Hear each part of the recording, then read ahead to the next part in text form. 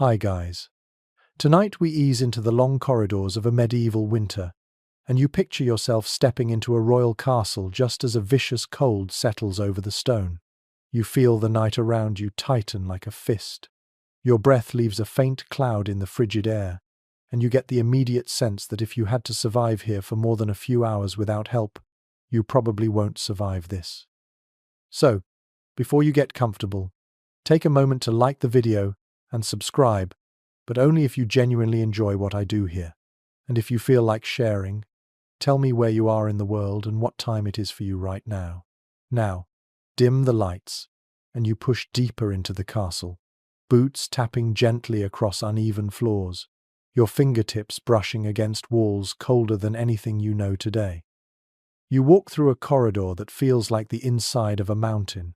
The air carries a faint mineral smell, a cold that almost tastes metallic as it slides into your lungs. Every step makes you more aware of how the medieval world lived with winter as a constant opponent, a sly enemy lurking behind every window crack and unlit corner.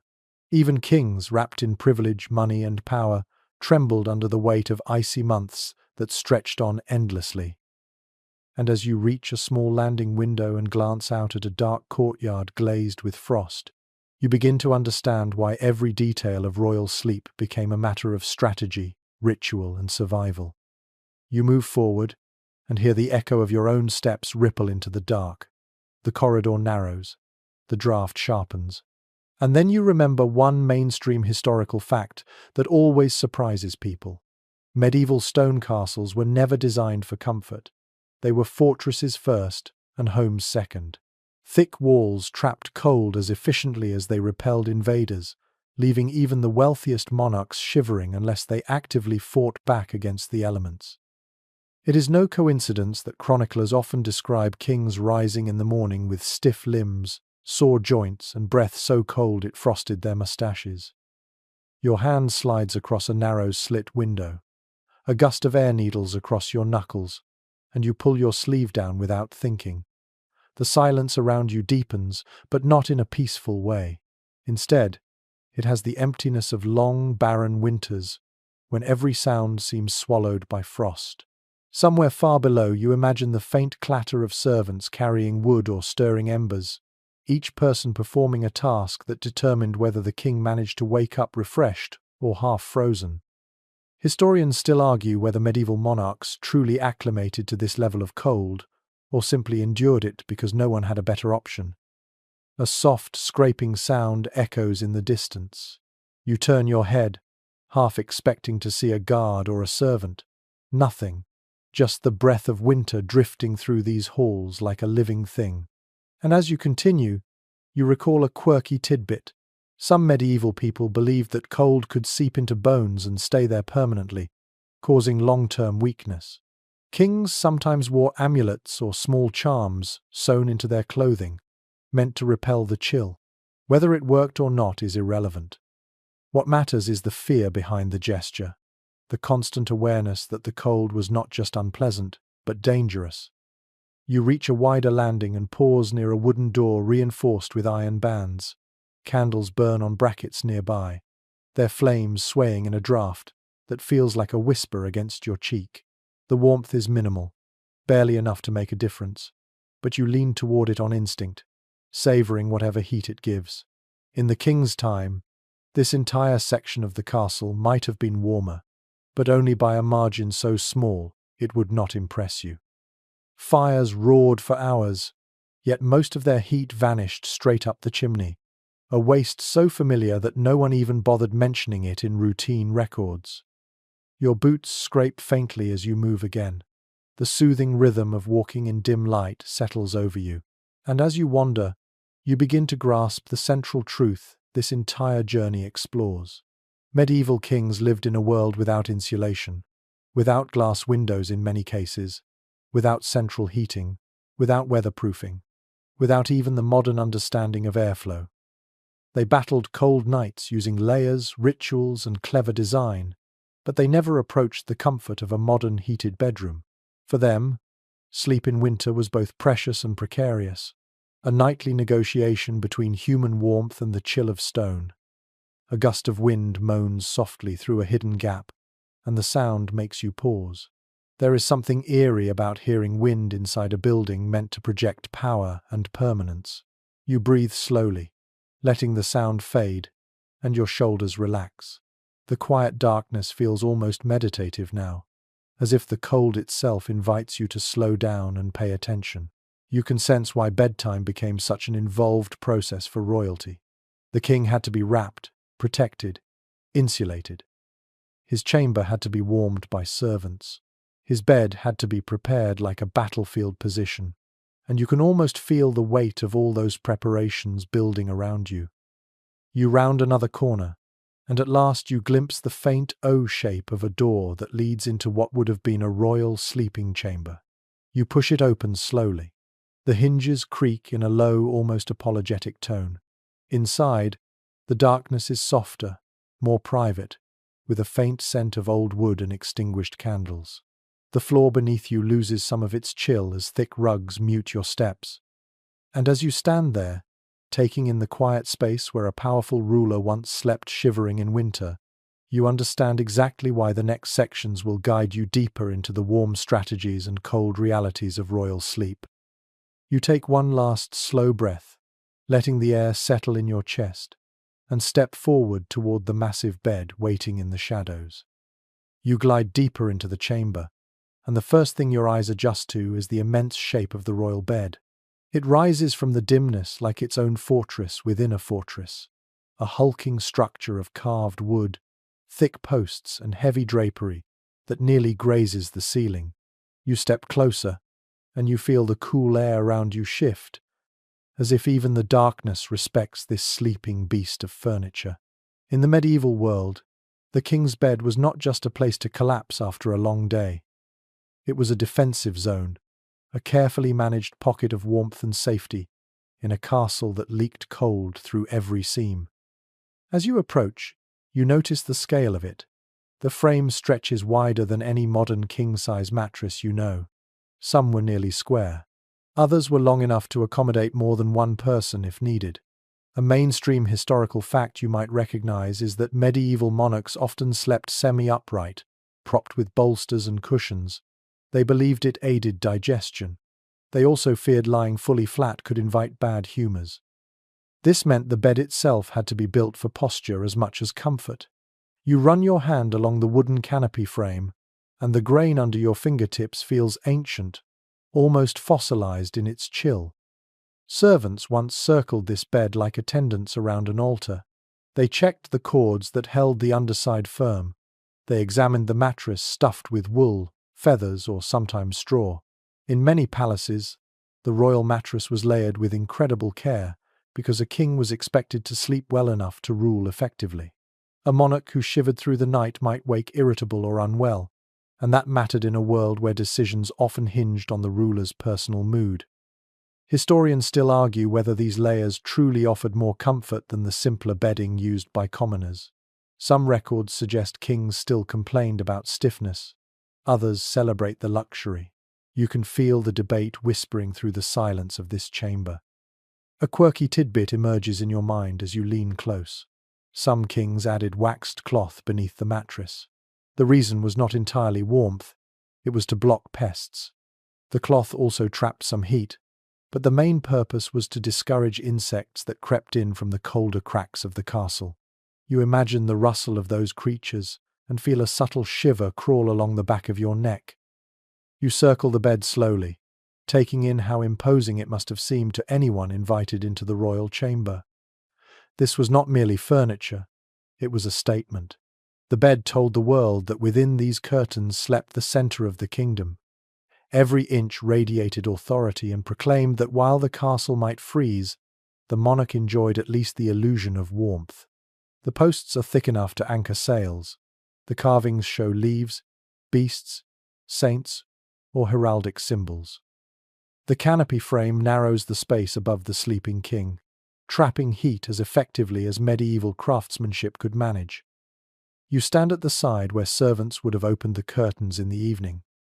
Imagine the faint rustle of fabric drawn aside. Imagine the tiny flare of a candle illuminating the bedding. You can almost see the moment when the king stepped close, feeling the heat gathered inside the fabric cocoon. That small pocket of warmth would have been precious during winter. Even a slight rise in temperature meant a better chance at a peaceful night. You place your palm flat on the thick outer blanket folded near the foot. In reality, it would have been warmer, often layered with wool or fur. This bed had to function as an island of heat. Castles might hold fires, but the hearth never heated the entire room.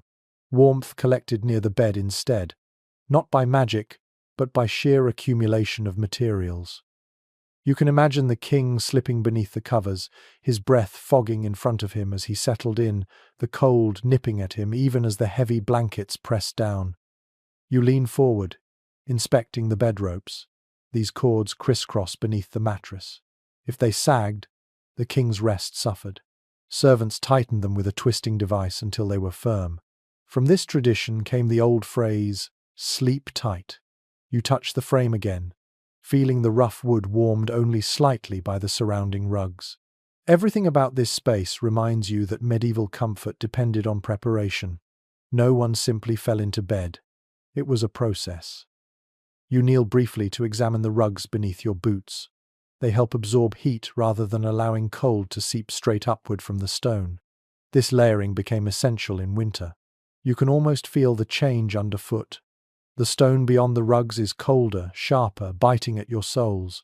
Inside the bed area, the air feels slightly gentler, as if it knows this corner carries a royal purpose. You inhale and pick up a faint scent of old wool and faded herbs that might have been used centuries ago to freshen the bedding. A flicker of candlelight dances along the bed's inner curtains, and you imagine their weight. These were not thin, whimsical drapes. They were thick and often lined with fur or heavy cloth. When pulled fully shut, they created a small tent of warmth around the monarch, trapping the king's body heat and whatever warmth servants had managed to insert beforehand. You run your hand along the inner edge of one curtain. The fabric feels sturdy, meant for survival, not beauty. Your fingertips catch a slight roughness. You pause and realize this might have been where a servant once tied the curtain back. It is easy to picture the quick hands of a chamber attendant, trained to work in near darkness so the king would not be disturbed. You let your hand fall, feeling the cool air gather around your wrist. The bed is grand, yes, but it is also practical. You picture winter nights when storms howled beyond the walls. The king, high in his chamber, likely heard the wind sneaking into the smallest cracks. He may have felt the thin, cold wisps brushing across the floor, climbing the posts, searching for openings between the curtains. The bed acted as a final barrier. Without it, even royalty would have shivered all night. You step back and take in the full sight again. Everything leads inward. The posts, the canopy, the drapery, the mattresses, the blankets, they all draw the king toward warmth. It is striking how much effort went into protecting one person from cold. And yet, for all the layers and precautions, the monarch still experienced winter in a way you never could today. The cold was not kept out. It was merely slowed. You let the moment linger. Then your gaze drifts naturally toward the next element in the room, the blankets waiting to smother the king in heavy layers, and you feel the story pulling you toward that pile of warmth waiting on the mattress. You step closer to the enormous mound of bedding resting on the royal mattress, and you immediately sense just how central layers were to surviving a medieval winter. The pile does not look delicate or graceful. It looks heavy, purposeful, almost like soft armor stacked for nighttime battle. You reach out and press your fingers into the topmost blanket. It yields slowly, resisting with a dense, reassuring weight. In this world of icy corridors and stone walls that hold cold like a secret, these layers are the king's first real defense. You lift a corner of the nearest coverlet.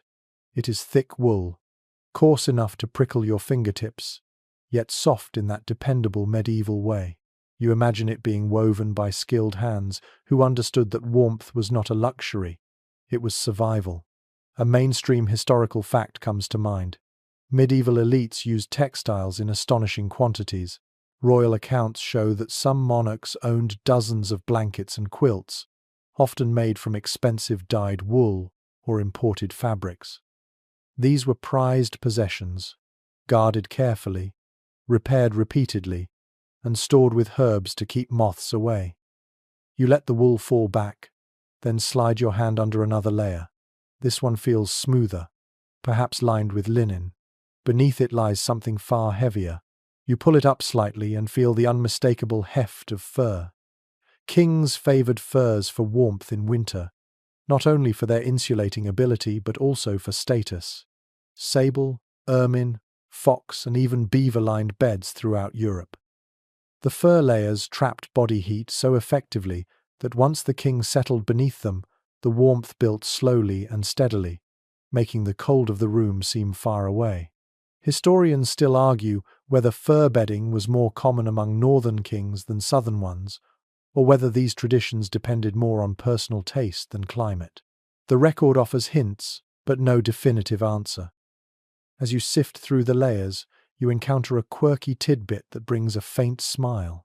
Some royal households stitched bells, or small charms, into the corners of blankets to ward off spirits believed to slip in during the coldest nights. Whether the king actually believed in these charms or simply tolerated them because they amused the staff, you cannot say. But the thought of a monarch wrapped in blankets that jingled faintly when adjusted adds an unexpectedly human detail to this heavy bedding. As you sift through the layers, you encounter a quirky tidbit that brings a faint smile.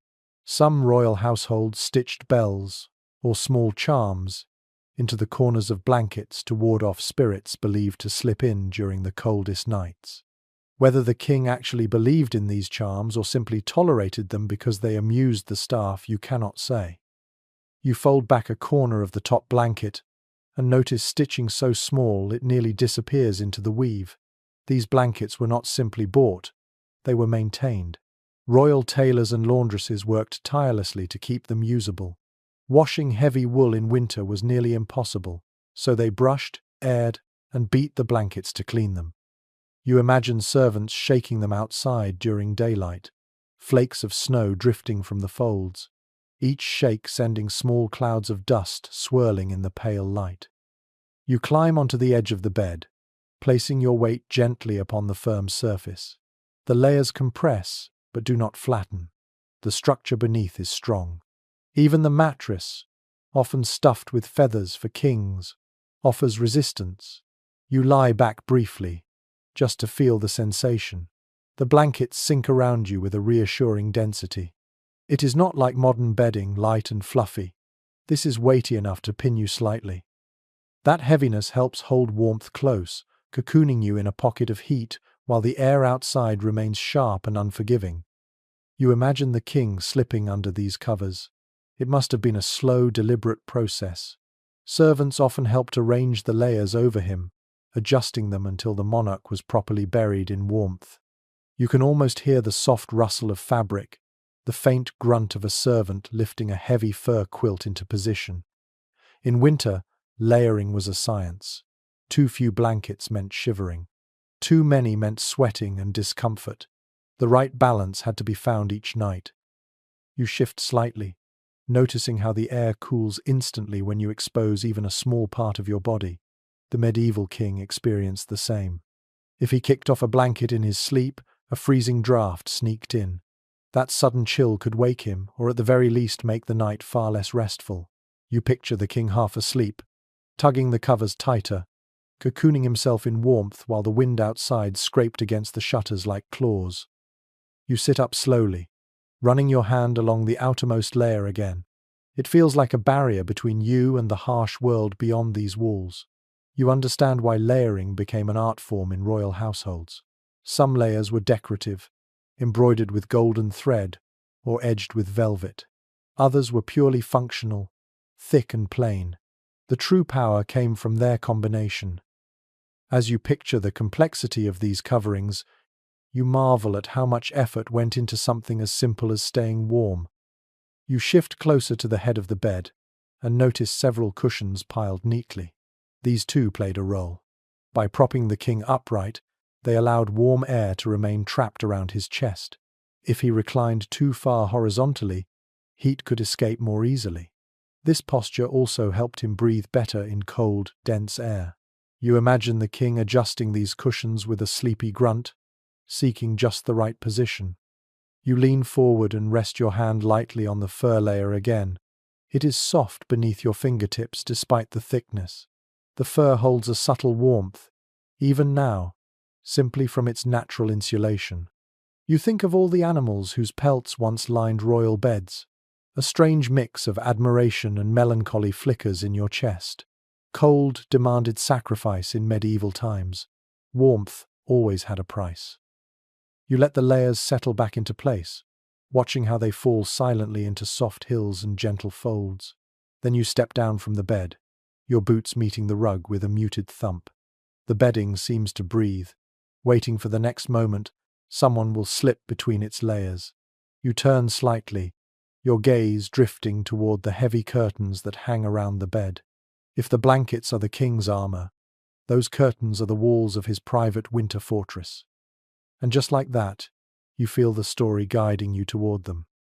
You draw closer to the tall curtains that frame the royal bed, and the moment you touch them, you understand why they mattered so much. The fabric is thick, almost theatrical in weight, and when your fingertips press into it, you sense how easily it could trap the faintest hint of warmth. These curtains form a cocoon, an intimate sanctuary inside a room that never truly shakes off winter's grip. As you slide your hand along the inner edge, a soft hush settles over you, as if the air inside this canopy waits patiently to be awakened. You brush the curtain aside and step into the enclosed space. Instantly, the atmosphere changes. Even though the castle around you remains cold, this small compartment feels quieter, closer, more protected. You can understand why medieval monarchs relied on enclosed beds. Without them, the slightest draught could steal warmth from a sleeper. Here, though, the king lay shielded, surrounded by a private pocket of stillness that kept the worst of the winter at bay. A detail, often mentioned in surviving records, tells us that these bed curtains were lined with whatever the household could afford. In the wealthiest courts, that meant heavy damask, velvet or fur trim. In more practical setups, thick wool did the job just as well. The intention was always the same: seal in heat and silence.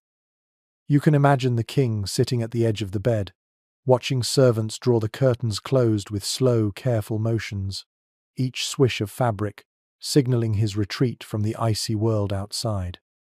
You inhale softly, picking up the faint mustiness that old cloth carries after countless winters. Yet mixed with it is the ghost of herbs once tucked into folds to keep insects away. Lavender, rosemary or meadowsweet, their scents faded long ago, but the memory of them lingers, gentle and comforting. You let the curtain fall behind you, and its weight shuts out the chamber so completely that the outside world seems to vanish. Inside this enclosed space, sound behaves differently. Your breath feels louder, more intimate. The faint creak of the bed frame beneath your shifting weight seems amplified. You can sense how calming this environment must have been after a day spent dealing with councils, petitions, and political bickering. Here, the king could finally let his shoulders sag. And perhaps on nights when a storm rattled the shutters, these curtains softened the noise, turning harsh wind into a distant murmur that lulled him towards sleep. You run your hand along the inner line of stitches. One curious note that appears in old castle inventories is the mention of winter curtain sets and summer curtain sets. The winter versions were thicker, often doubled, while summer sets were lighter and more decorative. Even kings adjusted their bedding environments with the seasons, proving that comfort in a drafty stone residence required constant adaptation. You settle onto the mattress again, this time inside the curtain enclosure. The space feels smaller now, deliberately confined. When you pull the curtains partly shut, even the dim candlelight outside becomes muted, filtered through layers of fabric. You can see why the bed became a world unto itself, a chamber within a chamber, a fortress within a fortress. As you rest your hand on the bedding, you consider how different this experience would have felt centuries ago. The small warmth generated by the king's own body would accumulate inside the curtains over time. It might not have reached modern comfort levels, but in comparison to the biting air outside, it would have felt heavenly. Servants sometimes warmed the space beforehand by placing heated objects inside for a few minutes, letting the curtains hold in every scrap of warmth they could muster. You shift slightly, and the curtain brushes your arm, cool at first but slowly accepting your body heat. This enclosure does not pretend to warm the entire bed. Instead, it creates a simple principle you can feel even now: stop the cold from getting in. By eliminating drafts, controlling airflow, and holding pockets of heat, these curtains turn the bed into a survival tool. Some researchers highlight an amusing disagreement about how much privacy these enclosures actually offered. In some courts, the king might share his chamber with guards, servants, or companions. The curtains did shield him visually, but the soft glow of candlelight from inside the bed could betray motion, and the rustle of blankets was hardly silent. Still, compared to the open chill of the room, the enclosed bed must have felt like night and day. You reach up and touch the canopy above your head. It is wood, carved with patterns that seem to twist in the dim light. The canopy served two purposes. It held the curtains and slowed the upward escape of warm air. Even a small difference in ceiling height inside the enclosure mattered. The king slept under a wooden roof within his bedroom, a miniature shelter that kept his warmth swirling around him, rather than drifting away into the vast, cold chamber. You can imagine the ritual of entering this cocoon. The king finishes his final conversation with attendants. They lower the curtains part way as he climbs into bed. Then, with gentle precision, they draw them shut, sealing him inside. Only the faintest strip of light escapes through the overlapping folds, glowing like a line of molten amber in a dark cave. Inside, he adjusts the blankets around his shoulders, listens briefly to the muted sounds of the castle settling into night, and eventually drifts into the soft breathing rhythm of sleep. You shift the curtains slightly, letting a sliver of cool air slip in. It slides across your cheek like a cold finger, reminding you how unforgiving the room outside remains. In that moment, the genius of this design becomes obvious. This curtain barrier did not need to be a perfect seal. It just needed to soften the cold long enough for the king's body heat to take over. You can almost picture the king unconsciously curling deeper under the blankets, letting the warmth collect inside this hidden chamber. You trace the seam where two pieces of fabric meet. Some accounts mention decorative tassels and embroidered patterns meant only for those who stepped inside the inner space. That private beauty speaks to the intimacy of royal rest. People expect grandeur in public halls, but the secret finery hidden behind curtains often meant more to the monarch. It was a small reminder of comfort in a world dominated by hard edges and colder duties. Your head tilts upward again, and for a moment you imagine lying here during a harsh midwinter storm, wind roaring through the battlements, snow smacking against shutters, the chilled air creeping under the door. Yet here, in this small enclosed bed, the storm becomes an echo. You feel the calm it brings, the soothing sense of being tucked away while the world rages outside. You draw one curtain fully open and step out slowly. The shift in temperature is immediate. The ambient cold of the chamber wraps around you like a reminder that the king could never escape winter, only outsmart it for a few hours at a time. As your gaze drifts from the curtains back to the room, your attention naturally falls toward the next warming strategy waiting for you. Someone must have prepared this bed before the king entered it, using clever methods and warm hands.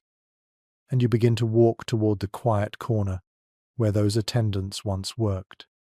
You angle your steps toward the quiet corner where royal attendants once worked long before the king ever slipped beneath his blankets. The chamber feels broader out here, the cold more immediate.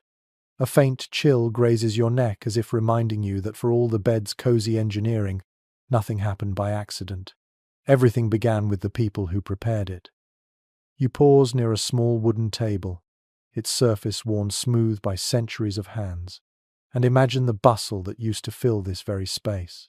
Servants moving softly, whispering instructions, carrying items meant to warm the bed before the monarch approached.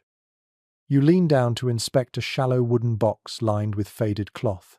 It once held embers or warmed fabric, Attendants often carried such tools up countless stairs, their boots clunking lightly in unison. One recorded detail from palace accounts reveals that warming the king's bed could involve several steps. First, servants brought in heated stones or freshly ironed cloths. Then they slipped these beneath the covers to fill the bedding with trapped heat.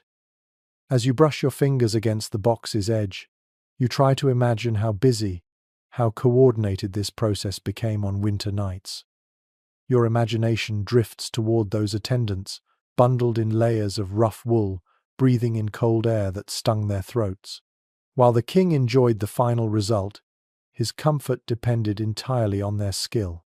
Many were trained specifically for chamber duties, knowing exactly how long a heated object should stay in the bedding before it became too cool to matter. Some of these attendants acted almost like human heaters themselves.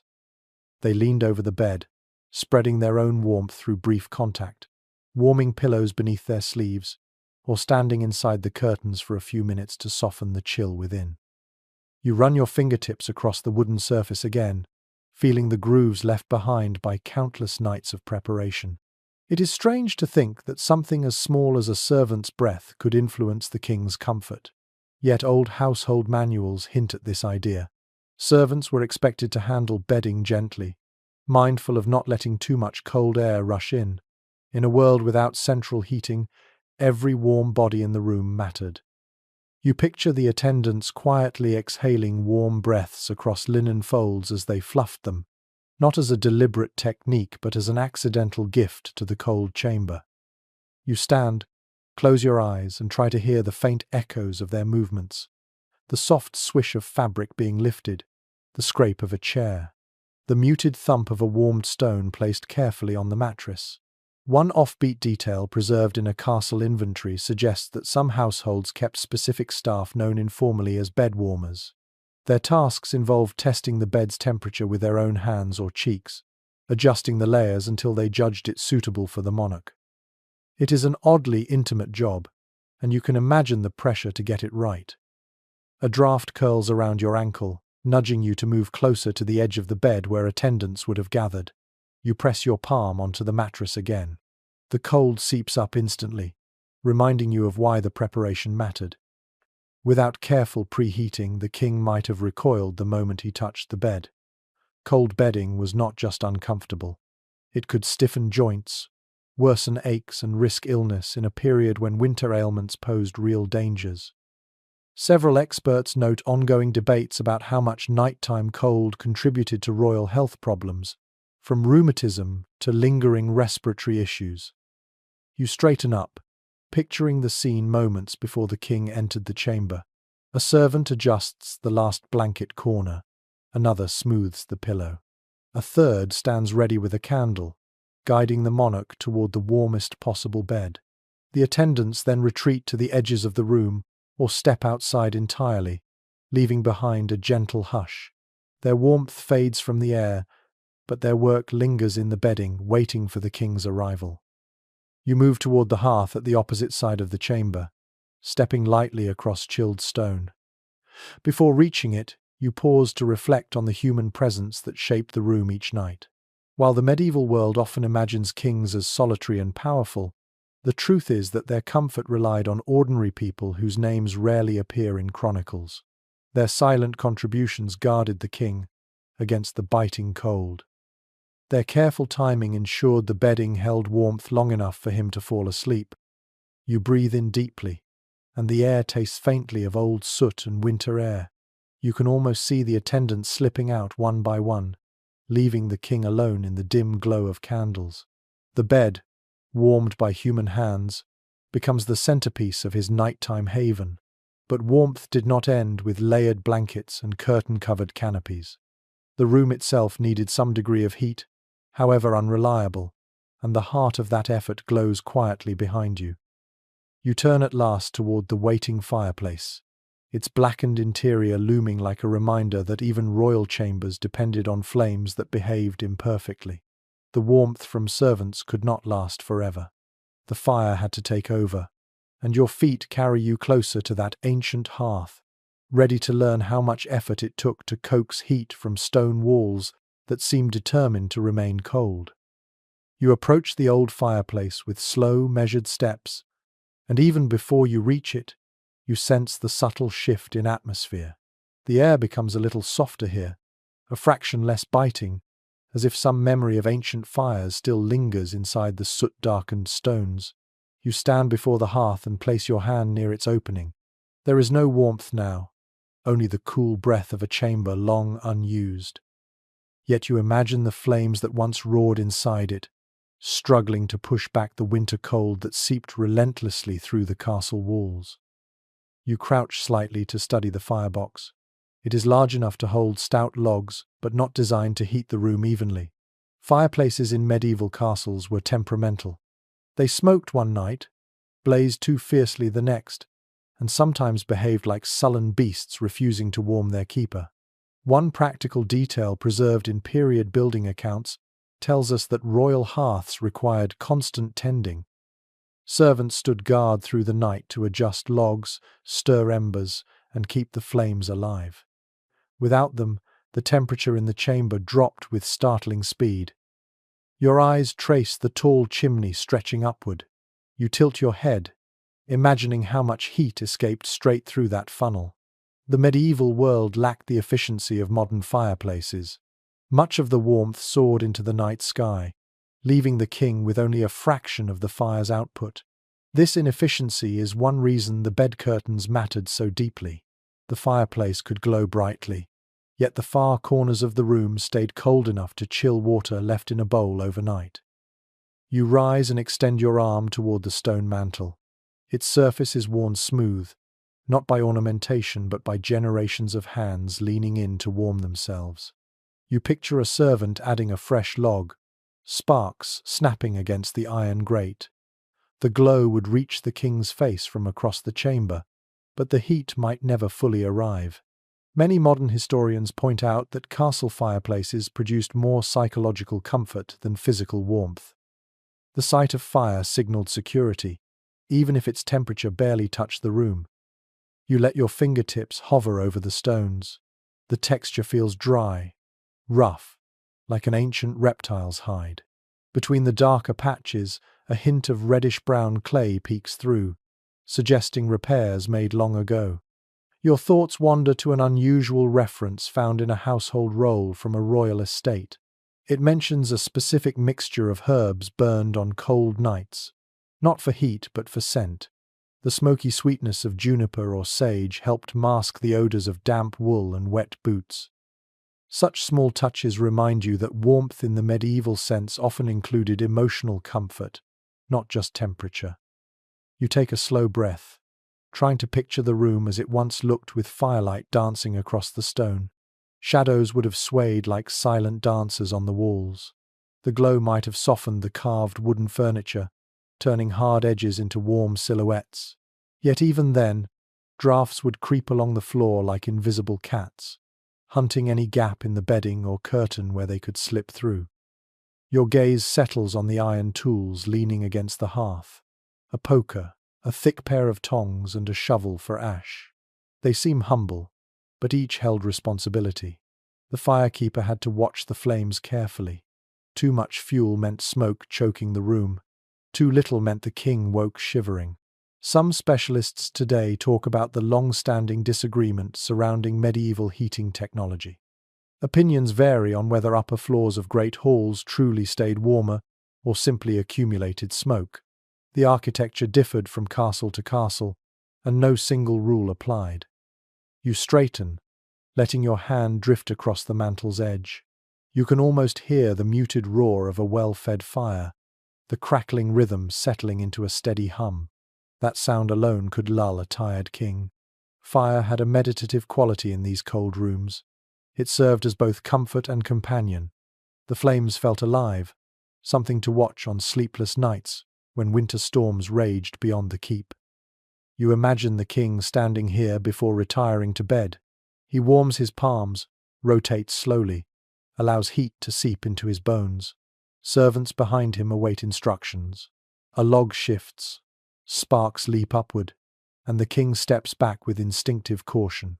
Fire was necessary, but never fully trusted. One odd reference from a later chronicle describes a royal chamber that nearly caught fire when a stray ember landed on a fur blanket. The incident became a whispered reminder. Warmth could turn dangerous if handled carelessly. You turn slightly to look back at the bed. Even with a roaring fire, that bed remained the true source of warmth during sleep. The fire served mainly to warm the air just enough to keep the king from entering the bed fully chilled. In some palaces, the fire might die down overnight, leaving only glowing embers by dawn. The room would cool rapidly, making morning routines brisk and unpleasant. Water froze inside pitchers. Clothing stiffened. Servants hurried with warm cloths to ease the king's waking discomfort. You step back from the fireplace, feeling the cold reclaim the space around you. The hearth no longer burns, but you still sense its importance. It was never perfect. It was never modern. Yet it symbolized light, heat, and protection in a world where winter could be merciless. Fire remained unpredictable, but it was the best tool they had, a reminder that warmth was a daily struggle. As you turn away, the dim chamber stretches before you once more, shadows heavy and still. Your eyes drift toward the areas beyond the bed and hearth, where the rules of warmth blended with the rules of hierarchy. Not everyone in this room enjoyed heat equally. Status shaped comfort, even on the coldest nights. And your steps naturally carry you toward that subtle, social edge of winter. You stand in the dim glow of the cooled hearth, feeling the chill slowly reclaim the floor beneath your feet. As your eyes adjust again to the stillness, you become aware of something subtle threading through the chamber. Warmth in a medieval castle was never just physical. It was social, it was political. It was a privilege dealt out according to rank. Even here, inside the king's private winter refuge, the air held invisible lines dividing who felt the cold and who did not. You walk slowly toward a long bench tucked against the far wall. Its wooden surface is stiff with cold. When you brush your fingertips across it, the temperature bites instantly into your skin. For lower-ranking attendants who stood or sat near the edges of the chamber, this was the climate they endured night after night. They were close enough to witness the glow of the king's fire, close enough to feel the heat in their imagination, yet still too far away for the warmth to ever reach them. One well-documented practice from royal households shows how access to heating was determined by hierarchy. Those of higher status slept closer to fires, enjoyed thicker bedding, or were assigned to rooms with fewer drafts. Meanwhile, lower servants rotated through winter shifts, their teeth occasionally chattering as they performed nighttime duties. You imagine their breath puffing out in faint clouds as they waited quietly, eyes fixed on the king's curtains, listening for any sign that he needed assistance. You move toward a narrow stool near the foot of the bed. Your palm rests on it lightly. This spot, close to the monarch yet still outside the curtain enclosure, was sometimes reserved for a favored guard or body servant who slept lightly and remained alert.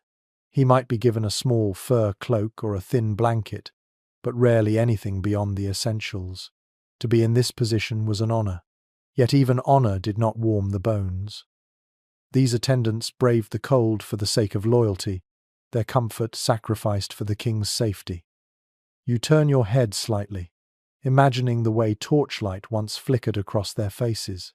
Their noses reddened, their fingers wrapped around themselves for warmth, their boots pressed against cold stone. Sometimes, to steal a little relief, they edged closer to the hearth when they thought no one was watching. A few household documents note reprimands given to guards caught lingering too near the king's fire. Heat was precious. It was not to be taken freely.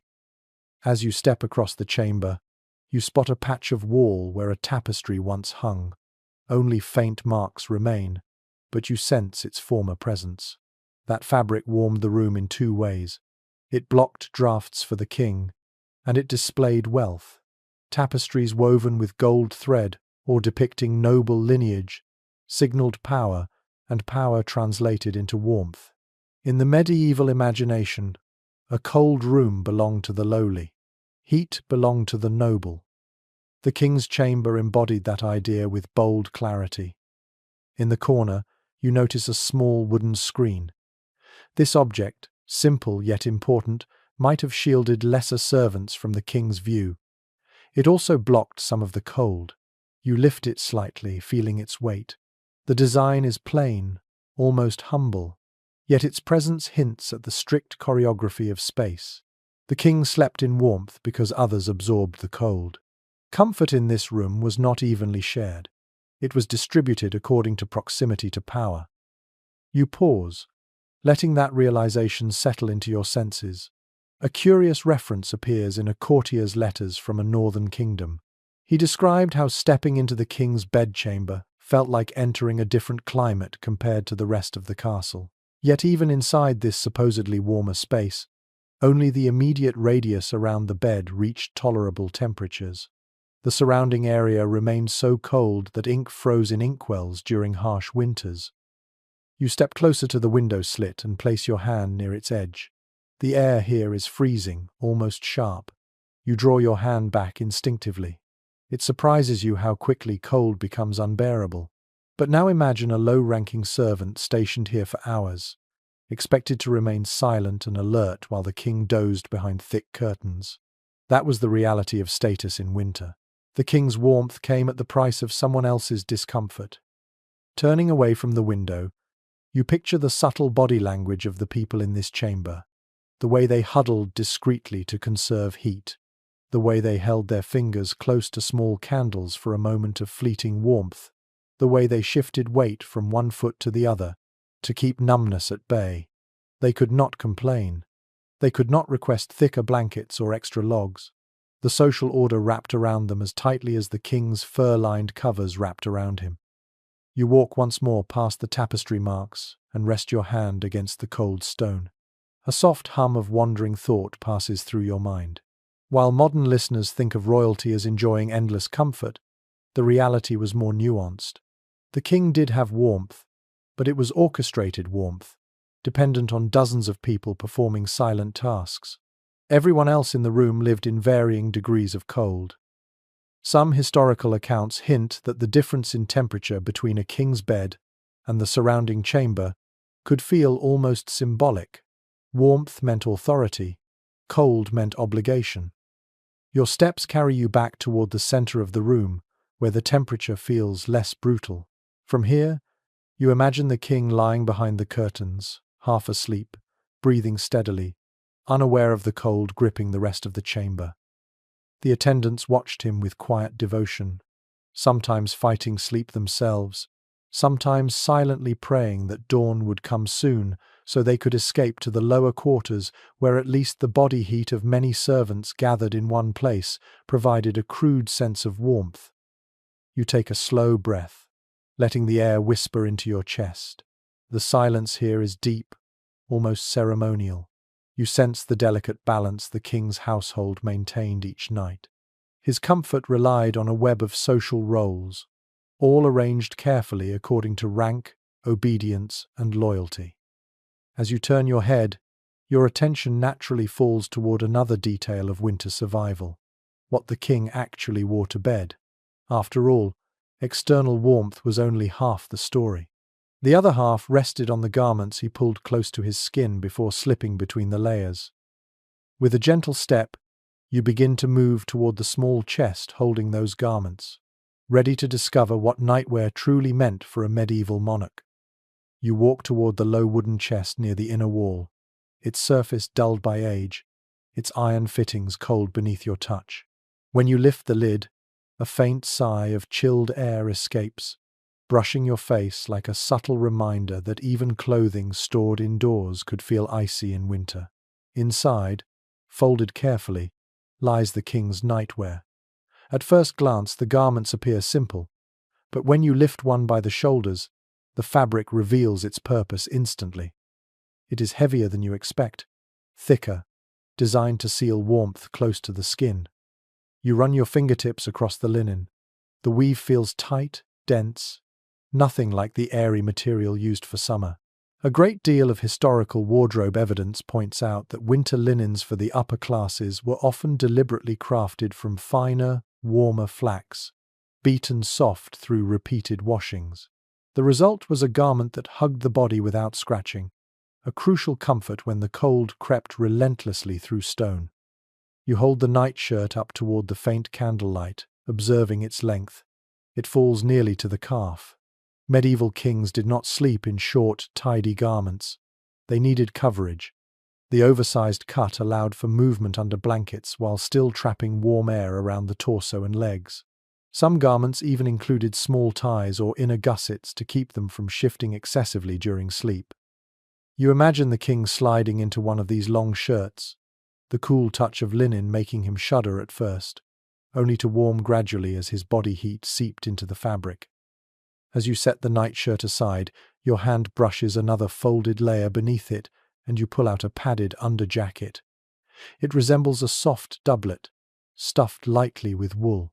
One intriguing detail from textile specialists notes that padding served not only to warm, but also to mimic the comforting pressure of heavy bedding for nobles accustomed to travel. When a king found himself in a draftier residence, the padded layer offered a portable bit of reassurance. You hold it to your chest and feel its gentle weight.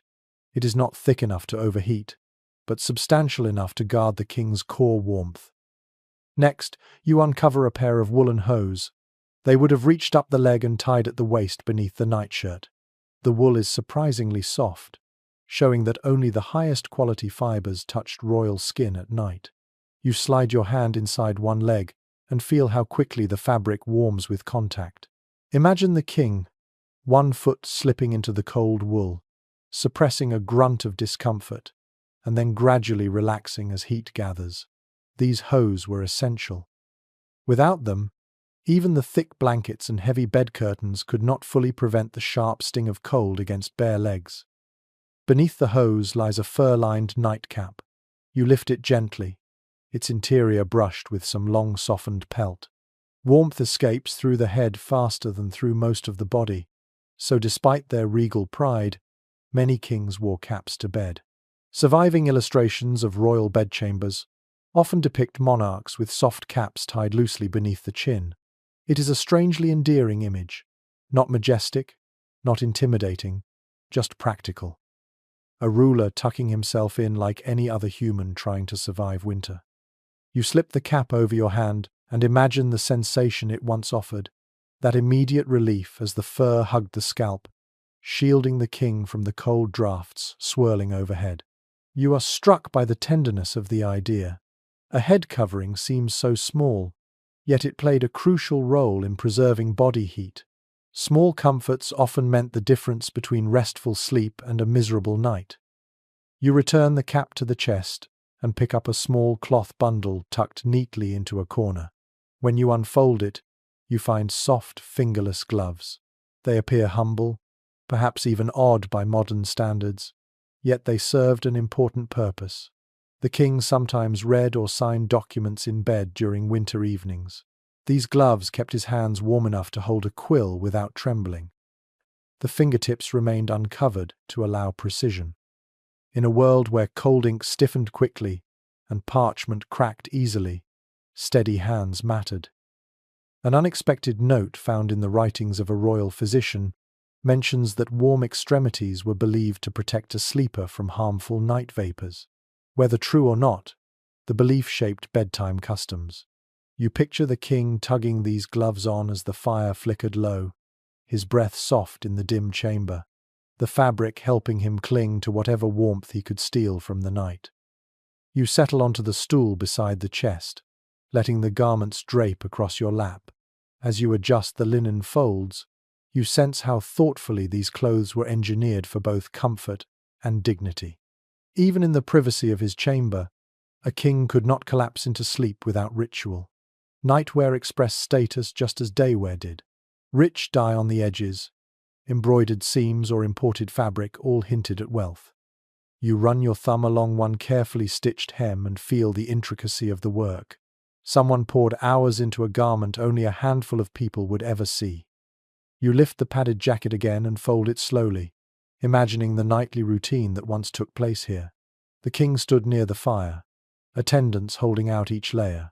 First the linen, then the hose, then the padded garment, then the cap. The process resembled armor dressing in reverse, exchanging weight and rigidity for softness and heat. Yet the symbolic meaning remained. These clothes protected him through the long hours of vulnerability when he was no longer alert, no longer guarded by conscious thought. Warmth became its own kind of shield.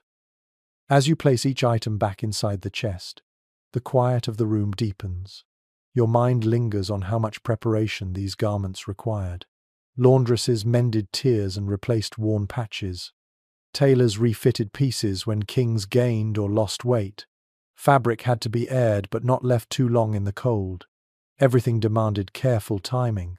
These nightclothes were far from simple. They were part of an elaborate system, crafted to help a monarch sleep safely in unforgiving winters. You close the chest gently. The soft thud echoes through the chamber, reminding you that warmth was not just found in thick blankets or blazing hearths. It lived in small details too. The pressing of fabric against skin, the ease of movement beneath heavy coverings, the delicate warmth preserved inside a fur-lined cap.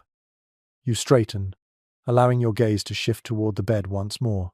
You picture the king now fully dressed for sleep, layers wrapped around him, cap tied loosely, gloves ready if needed. He approaches the bed, his steps deliberate, the preparation complete. But his night was not yet fully secured. As warm as the garments were, they needed help from other tools. Objects heated with fire, devices slid between the sheets. Quiet methods, both clever and risky, used to keep the cold from stealing away those first fragile moments of rest. Your eyes drift naturally toward the side table where those warming tools once waited. You move toward the small bedside table, its surface covered in faint scorch marks that hint at countless winter nights. When you place your palm upon it, the wood feels cool and slightly rough, carrying the quiet history of objects once warmed by fire. You imagine servants crowding around this very spot, preparing implements intended to chase away the cold long before the king slipped into bed. Your fingers brush the curved handle of a metal warming pan. The lid is wide and shallow, its hinges stiff with age. You lift it carefully, noticing how the interior still holds the faint scent of charcoal long extinguished. In the medieval world, this pan played a practical and slightly nerve-wracking role. Servants filled it with glowing embers from the hearth, closed the lid tightly, and then slid it gently between the layers of bedding to heat the sheets. A well-preserved household account mentions that warming pans were used even in rooms with substantial fires, because bedding absorbed cold far more stubbornly than air. You visualize the process. A servant, gloved and cautious, carrying the pan by its long handle, the metal popping faintly as it adjusted to sudden heat. The servant would slip it beneath the blankets, moving it in slow, circular motions to avoid scorching the mattress. The idea seems simple, yet the risks were real. Beds sometimes caught fire when a pan rested too long in one place. One servant in a royal household reportedly faced severe punishment after singeing the king's fur quilt, a reminder that warmth demanded constant vigilance. One servant in a royal household reportedly faced severe punishment after singeing the king's fur quilt, a reminder that warmth demanded constant vigilance. You visualize the process. A servant, gloved and cautious, carrying the pan by its long handle, the metal popping faintly as it adjusted to sudden heat. The servant would slip it beneath the blankets, moving it in slow, circular motions to avoid scorching the mattress. The idea seems simple, yet the risks were real. Beds sometimes caught fire when a pan rested too long in one place. You set the pan down gently and reach for another device. A small wooden frame holding a thick cloth sack. Inside, stones heated by the fire would radiate warmth for hours. The cloth feels rough under your fingertips, and you imagine how it once trapped the warmth, releasing it steadily through long winter nights. An interesting comment appears in an old steward's ledger that hot stones were favored for travel, as they were safer and easier to carry between chambers. You lift the sack slightly and picture the king sliding his feet against it beneath the blankets. The stones would warm his legs, easing stiff joints and calming the lingering ache that days of riding or cold drafts could leave behind. Though simple, this method left a deep impression on those who experienced it. Nearby lies a small brass pot with a lid that clicks softly when you tap it. It once held heated water. The pot's rounded belly fits perfectly between your hands, and you sense how soothing it must have been for the king to press it against his stomach or hold it near his chest. Some late medieval physicians recommended warm water vessels to stimulate digestion and promote relaxation. Whether their medical reasoning was sound or not, the soothing heat likely felt luxurious in the frigid chamber. You close your eyes briefly and imagine the room alive with warmth-based preparations. Servants moving items from table to bed with careful choreography. Someone shaking out the blankets. Someone testing the temperature of the sheets with cautious fingers. Someone checking that embers inside the warming pan glowed but did not flame. These preparations took time. The king never simply walked into his chamber and slept. Warmth had to be coaxed, curated, almost negotiated with the cold. Your gaze shifts toward a pair of small iron cups resting beside the pot. Their flat bottoms and narrow openings suggest they once held buzzing coals placed specifically under footstools or near the king's legs before he entered bed. Not as hot as an open pan, not as gentle as hot stones. These tiny braziers provided focused warmth. A surviving description from a court visitor marvels at how the king's feet never touched cold ground because attendants positioned heated objects along his path. You pick up one of the cups. The metal is smooth yet thick, built to endure repeated heating. You imagine the faint glow that once radiated from it, illuminating the king's nightclothes in soft orange.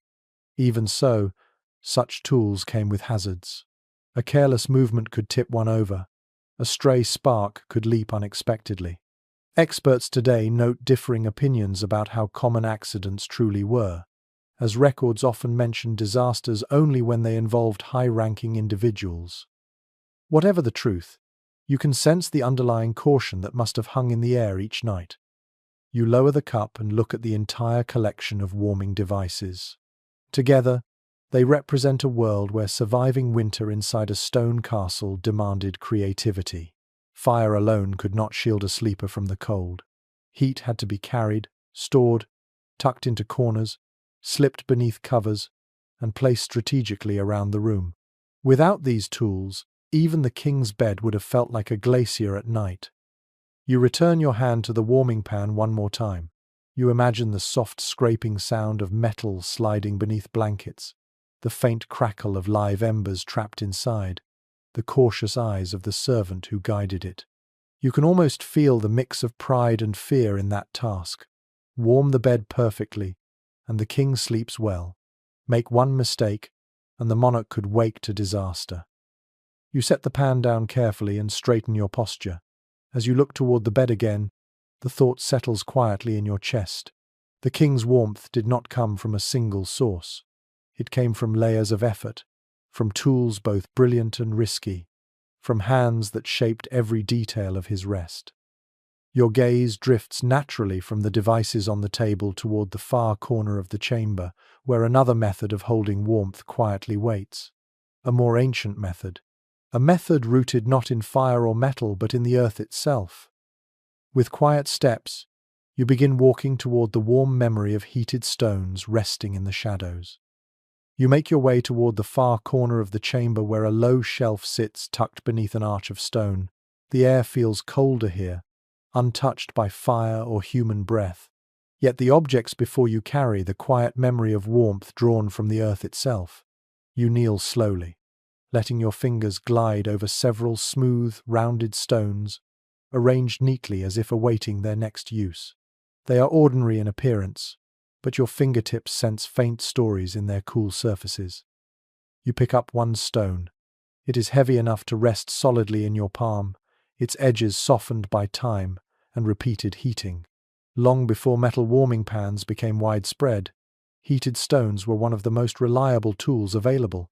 Household records from various castles mention that stones were placed near the hearth until they glowed with inner warmth, then wrapped in cloth and set beneath the covers to create a lasting pocket of heat.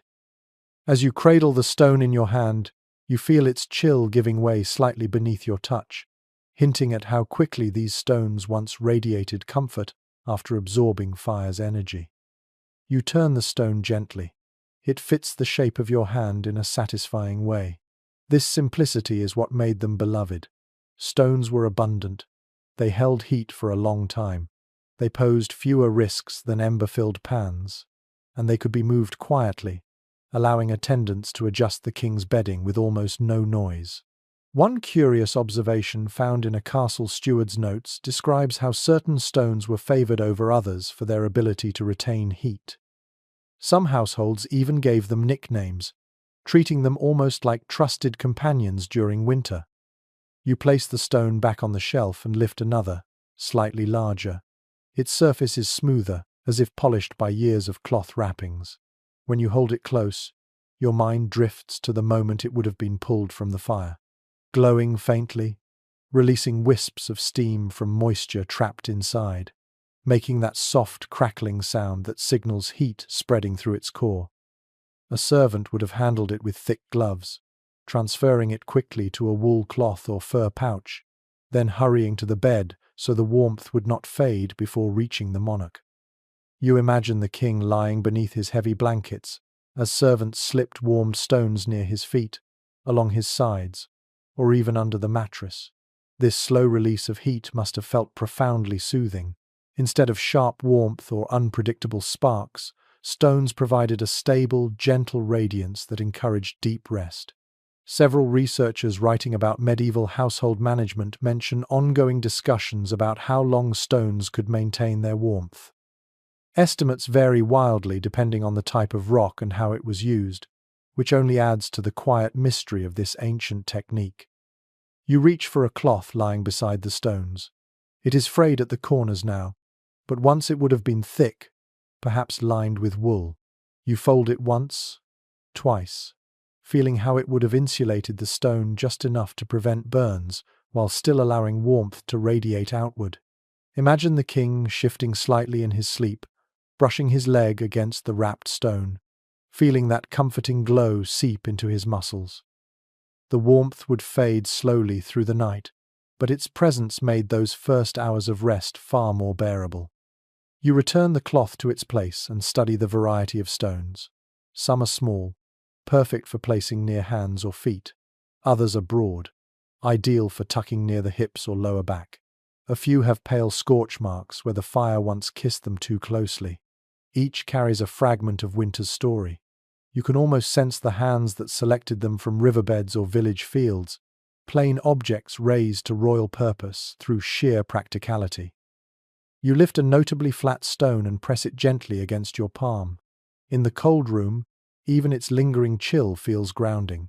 You picture the king on particularly harsh nights asking for multiple stones. Attendants would rush to reheat those that had cooled. For a monarch battling the stiffness of age or the aches of warfare, warm stones offered relief modern heating rarely replicates. The pressure and weight added a kind of physical reassurance that soothed restlessness. A soft gust of wind leaks through a tiny crack in the wall, brushing past your cheek. The contrast between the cold air and your imagined warmth makes you more aware of how desperately these stones were needed. Without them, the bed would have remained an icy cradle, impossible to settle into. Fire alone could never heat the mattress. Layers alone could not conquer the chill. Stones bridged that gap, giving the bed a heartbeat of warmth drawn directly from the hearth. You place the stone on the shelf again and notice a small wooden bowl beside it. Inside are fragments of herbs, lavender, thyme, a hint of chamomile. Though now dry and colourless, they once scented the cloths that held the stones, creating soft aromas that mingled with warmth. One surviving household recipe even recommends rubbing a heated stone with herbs to release fragrance as it cooled. Whether for comfort, superstition, or simple pleasure, this practice added a tender human touch to winter nights. As you stand, you let your eyes travel slowly across the shelf one last time. The stones rest quietly, yet they carry a kind of humble dignity. They serve not by brilliance or complexity, but by endurance. They were steady companions in the long winter struggle, relied upon by rich and poor alike. You straighten your posture, feeling the faint ache that comes from kneeling on cold stone. As you step away, your gaze drifts toward the foot of the bed. The king did not rely only on the warmth of stones or blankets. He had specialized tools designed just for his feet, tools crafted to protect the most delicate extremities from the gnawing cold. You walk softly in that direction, ready to explore the clever ways medieval royalty defended their feet from winter's bite. You follow the faint chill settling around your ankles as you approach the foot of the royal bed. In winter, the cold rises from the floor like an unseen tide, creeping steadily upward until it reaches the toes, that most vulnerable part of the body. The king may have been wrapped in thick blankets and warmed by stones, yet if his feet froze, comfort evaporated instantly. Medieval people understood this deeply. So they invented small, clever ways to defend the extremities from the cold that seeped relentlessly through stone floors. You crouch near a low chest positioned at the bed's foot. When you open it, the hinges creak softly, their sound sharp against the quiet chamber. Inside lies a collection of objects that tell a story of inventive winter survival. The first item you lift is a pair of small wooden foot warmers. Each looks like a simple box with slatted openings on top. You turn one in your hands, feeling its lightness. Attendants once filled these warmers with glowing coals, then placed them beneath the bed covers near the king's feet. As long as the embers stayed contained and the lid remained shut, the device offered a gentle, lasting heat without the danger of open flame. You set the warmer aside and trace the outline of soot that still clings to the slats. An old royal inventory mentions that these warmers were checked frequently through the night. Embers cooled, and servants slipped in silently to refresh them. A small ritual repeated over and over until morning. Without this vigilance, even the warmest bedding could not shield the king from the icy draught that crept under the bed frame. Next, you lift a pair of fur-lined foot boots. They are soft, flexible, and shaped almost like modern slippers, though taller and thicker. Their inner lining still carries a faint sense of gentle fluff when you slide your fingers inside. These boots were essential for traveling kings who slept in unfamiliar chambers where drafts came from unpredictable directions. One preserved piece of correspondence between royal attendants describes how the king insisted on wearing these boots even in bed during midwinter stays in mountainous regions. The idea seems humorous at first, but when you feel the interior warmth of the boots against your fingers, you understand the logic instantly. You place the boots beside the warmer and reach again into the chest. This time, you lift a pair of knitted socks. They are made of dense wool, the kind that traps heat even when damp. A note from a medieval wardrobe roll explains that royal socks were often doubled during winter, meaning the king wore 2 layers at once. You imagine him sitting at the bedside, pulling them on with a tired sigh, the first layer prickling slightly before it softened, the second adding weight and protection. With each layer, the cold receded a little more. You hold one sock near your cheek for a moment, feeling its coolness slowly respond to your skin. It strikes you that warmth in medieval times relied heavily on insulation rather than direct heat. Keep the cold out, trap whatever warmth you produce, and survive until morning. These socks embodied that philosophy.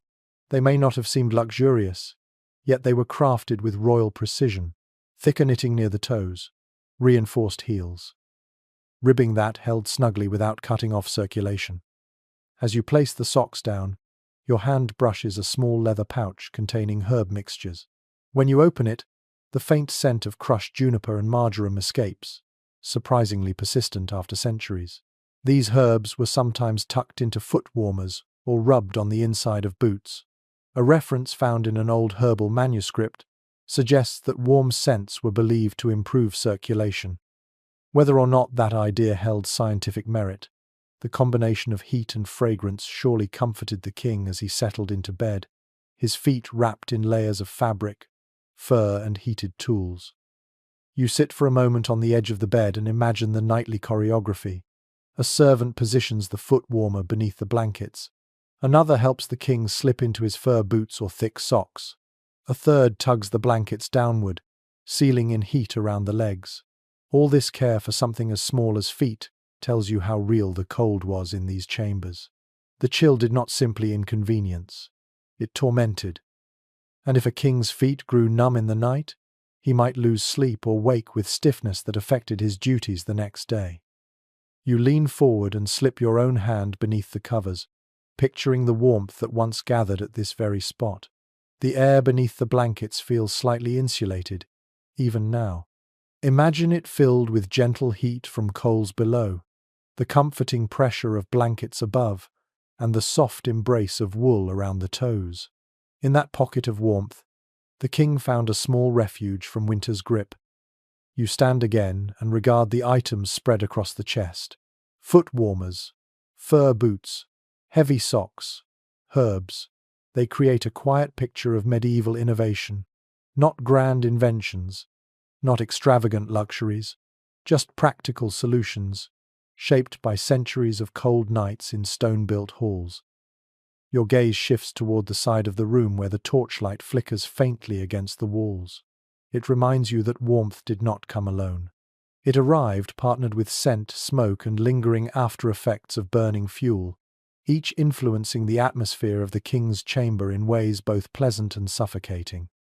You take a soft step in that direction, ready to explore the strange mixture of smells, smoke, and winter air that enveloped a medieval king when he tried to sleep. You move toward the darker side of the chamber, where the smell of old soot lingers faintly in the air, blending with the earthy scent of stone. As you take a slow breath, you notice how the atmosphere shifts. Medieval warmth always came with a companion: smoke. Even in a royal bedchamber, the air was never perfectly clean. It carried traces of burning wood, scattered herbs, damp wool, and the faint human presence of servants slipping in and out through the night. You pause near the fireplace again.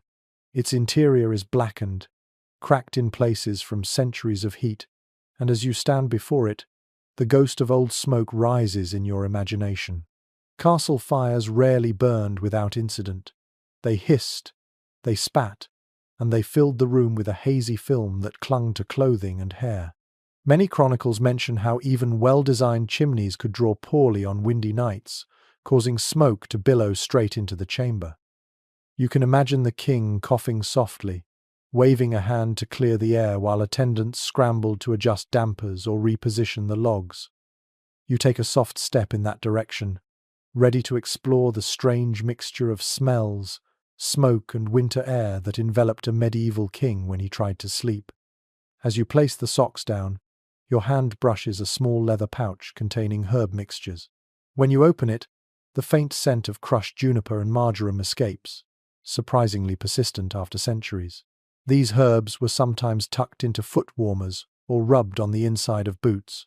A reference found in an old herbal manuscript suggests that warm scents were believed to improve circulation. You step closer to the center of the chamber, where a faint draft brushes your neck. It carries the clean bite of winter air mixed with a hint of damp stone, reminding you that even with a roaring fire, the cold always found its way inside. This ever-present mixture of fresh cold and smoky warmth made the air complex, layered. A modern visitor might cough or wrinkle their nose, yet to those who lived here this was simply the smell of survival. As you walk toward the bed again, a subtle sweetness catches your attention.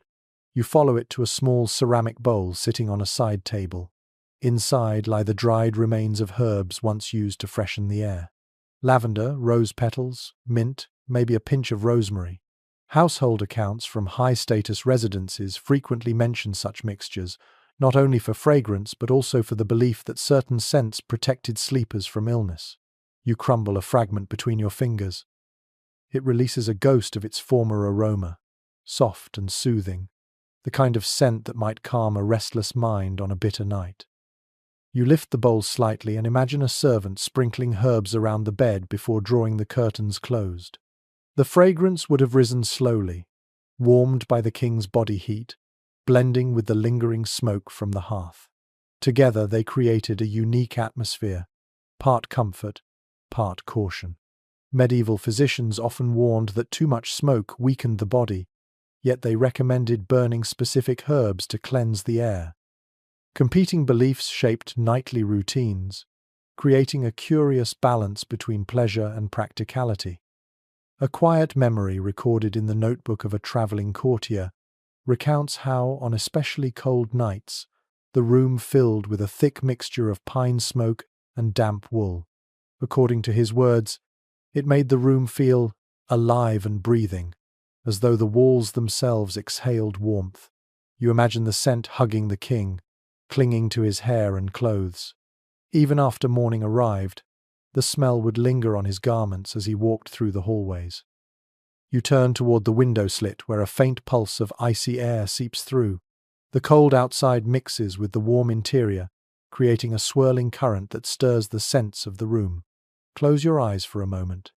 You can almost hear the crack of burning firewood, feel the sting of smoke in your nose, and sense the warmth hovering just out of reach. A thin thread of winter wind snakes around you, pulling the scents of the chamber into motion. Leather, fur, charcoal, fragrant herbs, and the muted musk of bundled textiles. This was the sensory experience of medieval sleep, nothing sterile, nothing neutral.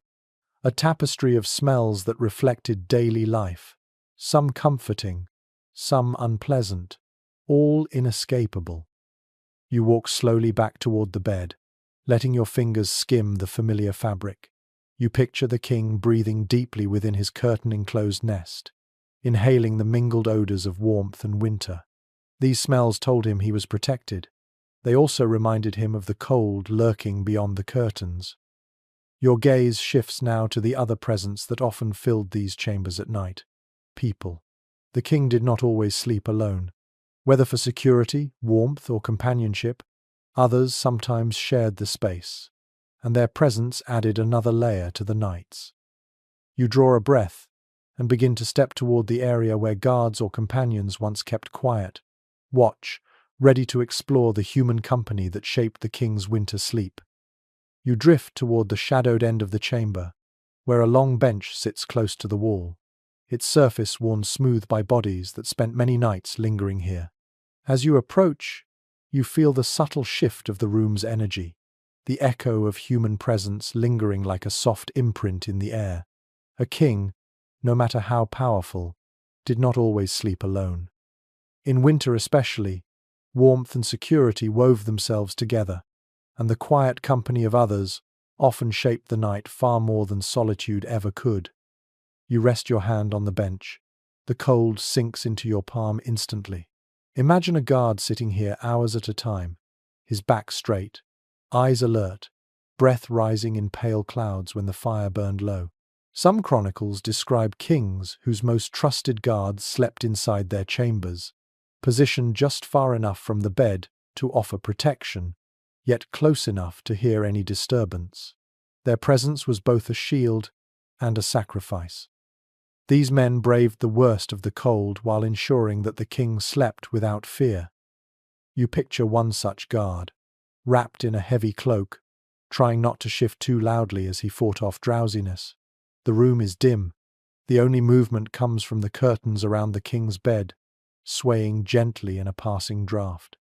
The guard listens to every sound, the faint pop of an ember, the sigh of the wind, the quiet breathing from behind the curtains. One historian's descriptive account of royal night routines notes that these guards often served in rotating pairs, so at least one remained fully awake, especially during harsh winters when strange noises echoed through the corridors. You step away from the bench and approach a small pallet of folded cloth on the floor. It is thin and unpadded, little more than layered blankets. A favored attendant might have slept here, close enough to respond to the king's requests, yet far from the comfort of the royal bed. You kneel beside the pallet, feeling its rough texture beneath your fingertips. One interesting mention in a household ledger describes young noble pages sleeping nearby during winter, not only for service but to add extra body heat to the room. Their presence helped warm the chamber, a quiet reminder that even kings benefited from human warmth long before science explained how much heat a single person gives off. You sit back and let your gaze travel along the chamber's perimeter. You can almost see the silhouettes of these figures in the dimness. A guard leaning on his spear, a page curled under a blanket, a maidservant retreating after her final duty. Each brought warmth, breath, and life into the chamber. Medieval sleep, especially in winter, rarely meant isolation. Privacy held a different meaning in those centuries. To share a room, or even a bed, with attendants or companions was normal, practical, expected. You rise and walk toward the right side of the chamber, where a low chair sits angled toward the bed. Its position suggests conversation. Companions sometimes spent time with the king in the quiet hours before sleep, sharing stories, reading passages aloud or offering counsel. A surviving letter written by a courtier speaks of winter evenings when the king invited a trusted friend to sit beside him while the fire glowed low. They spoke softly about matters of the kingdom or, occasionally, about nothing important at all. The cold outside made such closeness feel necessary, even grounding. You touch the back of the chair. The wood feels cold but sturdy. You imagine the warm presence of two voices drifting through the curtains, murmuring in the dark. The king's deep tones softened by fatigue. The companion's words weaving lightly through the chamber. Human company warmed the night in more ways than any stone or fur blanket could. You step toward the curtains again. Their weight seems to divide the room into two worlds, the intimate world of the king and the outer ring of watchers and helpers. Even when the curtains were closed, he could hear the faint rustlings of those outside, the steady rhythm of another person's breathing, the occasional shift of boots on stone. These quiet signs of life offered reassurance against the loneliness that winter often intensified. A small, almost tender insight from a medieval diary recounts that some kings felt uneasy, sleeping without attendants nearby during storms. The sounds of howling wind, rattling shutters, and distant thunder felt less threatening when shared. Company made the cold seem less hostile. Even silence held comfort when someone else occupied the same room. You run your hand across the thick rug beneath your feet and picture the muted footsteps of people moving softly around the chamber. The king might never fully open his eyes, but he sensed their presence. It was a kind of invisible cocoon, a human circle guarding both his body and his sleep. As you continue walking, you notice how this interplay of warmth, companionship, and vigilance shaped the night. These others did not share the king's comfort, but their nearness enriched his rest. Not through luxury, but through the simple power of human presence. Your footsteps carry you toward the wall where a tapestry once hung. You rest your fingers against the cold stone and allow your mind to shift toward the very bones of this place. The building itself played a role in warming the king. Thick walls, narrow windows, stone designed for survival more than comfort. Slowly, you turn toward the architectural heart of the story, ready to step into the world of design choices that shaped warmth in a medieval castle. You walk toward the nearest wall, letting your fingertips glide across its surface. The stone is colder than anything you have touched in this chamber so far, almost painfully so, as if it carries the memory of 1,000 winters within it. In this moment you understand something essential. The very architecture of a medieval castle shaped the king's experience of warmth. Nothing here was designed for comfort. Everything was built for defense first, survival second, and only much later for a hint of homely ease. Yet these same features that guarded against invaders also determined how heat behaved in the king's chamber. You step back and study the wall from a slight distance. It is thick, far thicker than any modern house wall. This mass provided excellent protection against attacks, but it also absorbed cold like a sponge. One commonly noted architectural detail from the period is that castle walls could be up to 10 feet thick in major fortifications. Imagine the sheer volume of icy stone pressing inward on every room. Even the king's chamber, elevated high above the draftiest floors, fought a constant battle against this silent weight of cold. As you continue walking, your boots echo softly. The sound fills the vast space of the room, reminding you that high ceilings were another hallmark of medieval construction. They created grandeur, yes, but they also allowed warm air to rise far above the heads of those trying to sleep. You tilt your head back and look upward. The ceiling stretches into a dim vault where warmth would have gathered uselessly, never reaching the people who needed it most. Specialists in medieval architecture often remark that the king enjoyed the warmest spot in the room only if he stood near the fire or nestled inside his heavily curtained bed. Everywhere else, warmth drifted away into the heights. Your eyes shift toward the window slit on the opposite wall. Narrow, tall, and deeply recessed, it was designed for defense. The thick embrasure allowed archers a protected position to shoot from, while the tiny opening minimized vulnerability. Yet this same design funneled cold air inside, like the mouth of a winter cave. You place your hand on the stone frame. The air leaking through feels thin but sharp. Even with shutters or oiled cloth stretched across the opening, drafts sneaked in. A fragment from an old building account mentions repairs ordered each winter to block cracks around the king's windows, but nothing could stop the cold completely. The architecture permitted survival, not comfort. You kneel to inspect the floor. Stone again, hard, unyielding, and frigid enough to steal heat from any bare foot. You press your palm against it and pull back instinctively. To combat this, thick rugs and woven mats covered the chamber floors, especially in royal rooms. These textiles provided insulation, but even the finest rugs could not transform the stone beneath. A curious detail recorded by a visiting envoy describes how stepping off the king's rug onto the bare floor felt like plunging one's foot into icy water. You can almost feel that contrast now as you rise again. You walk toward the bed, studying how it seems almost out of place against the harsh geometry of stone. The bed, canopy, curtains, and layered blankets served as a kind of architectural countermeasure. Where the building failed to hold warmth, the bedding succeeded by creating a micro-environment. You run your hand along the bedpost, feeling the warm memory of the enclosed space that protected the king, while the rest of the room drifted on the edge of freezing.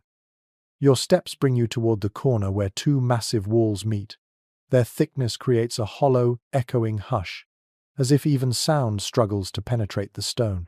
People who lived in these structures often commented that winter inside a castle felt like winter in a cavern. You place your palm against the surface again, and the cold radiates into your hand so intensely that it almost numbs your fingertips. This was the reality behind the grandeur. The king's chamber might have held tapestries, carved furniture, and costly fabrics, but at its core it remained a fortified room made of unyielding stone. You imagine the masons who built this place centuries ago. Their priority was stability, strength, strategic advantage. They carved narrow windows to prevent enemy arrows. They made ceilings lofty to disperse smoke and allow gatherings. They layered stone upon stone until walls became mountains. Heat barely registered in their design philosophy. Yet the king, sleeping inside the result of their labor, had to endure their choices every winter night. A soft whisper of wind slides across your cheek, reminding you that air moves unpredictably in a building like this. Thick walls created temperature pockets, trapping heat in some corners and funneling cold through others. Some accounts from the era describe people choosing sleeping positions based on where the stone allowed the least draft. Even kings sometimes shifted their bed placement seasonally, moving closer to an interior wall in winter and nearer to a window in summer. You walk toward one such interior wall and press your ear against it. The stone is quieter here, less exposed to external elements. Rooms built along interior corridors were prized for their relative warmth, which makes it significant that the king's chamber occupies a place both strategic and practical. Balancing security and comfort was part of the building's logic. Your gaze travels up the wall again to the beams supporting the ceiling. Although rarely visible beneath plaster, these beams had their own effect on warmth. Wooden framing, when present, held heat far better than stone. But the king's room, designed for grandeur, often featured minimal wood in its walls. Insulation, as we understand it, did not exist. Every object in the room had to fight against the architectural cold. You exhale slowly, feeling a subtle shiver trace your spine. The air around you carries the same chill the king once experienced. Despite fires, curtains, furs, and warming tools, the room never achieved true warmth. Instead, the king dwelled in an equilibrium between cold walls and warm pockets of human ingenuity. You take another slow step back, letting the scale of the chamber settle around you. Architecture created the problem. Human creativity produced the solutions. Yet one more battle waited just outside your awareness. The drafts themselves, invisible, persistent, slipping through cracks and seams like winter ghosts. You turn your body slightly toward the hanging tapestries and doorways where those drafts once crept in, ready to explore how the king's household waged war against the constant arrival of icy air. You turn slowly toward the places in the room where cold once crept in like a living thing, slipping through cracks with the patience of a thief. A medieval castle could feel as if it breathed in winter, inhaling icy air through joints in the stone, and releasing it in thin, chilling draughts that slithered across the floor. Even a king, wrapped in privilege and buried in layers, could not fully escape these invisible intruders. Every night became a quiet battle against the shifting currents of cold that moved unpredictably through the chamber. You step closer to the window embrasure. The slit itself is narrow, but the deep frame around it acts like a funnel. You place your palm in the recessed groove and immediately feel the sharp bite of air pushing through. Window shutters existed, of course, often made of thick wood or covered with oiled cloth, but they never sealed perfectly. One practical note appearing in various castle maintenance rolls explains that shutters shrank during freezing weather, pulling away from their frames and allowing even more cold to slip inside. You imagine servants stuffing bits of wool or straw into gaps, their breath fogging as they worked in the dimness. You turn away from the window and walk toward the doorway, another silent pathway for drafts. You rest your hand along the frame and feel a faint movement of air brushing the back of your fingers. Heavy doors helped, especially those lined with leather or hung with thick coverings, but even then the cold found ways to seep through. A description written by a medieval steward complains about how the king's chamber door rattled with each winter gust, allowing a steady whisper of cold to reach the floor. You imagine the faint, continuous sigh of winter leaking into the room. Near the doorway, you notice a length of tapestry hanging loosely against the wall. You touch the fabric. Even now it feels heavy, its weave dense and coarse. Tapestries served more than decorative purposes.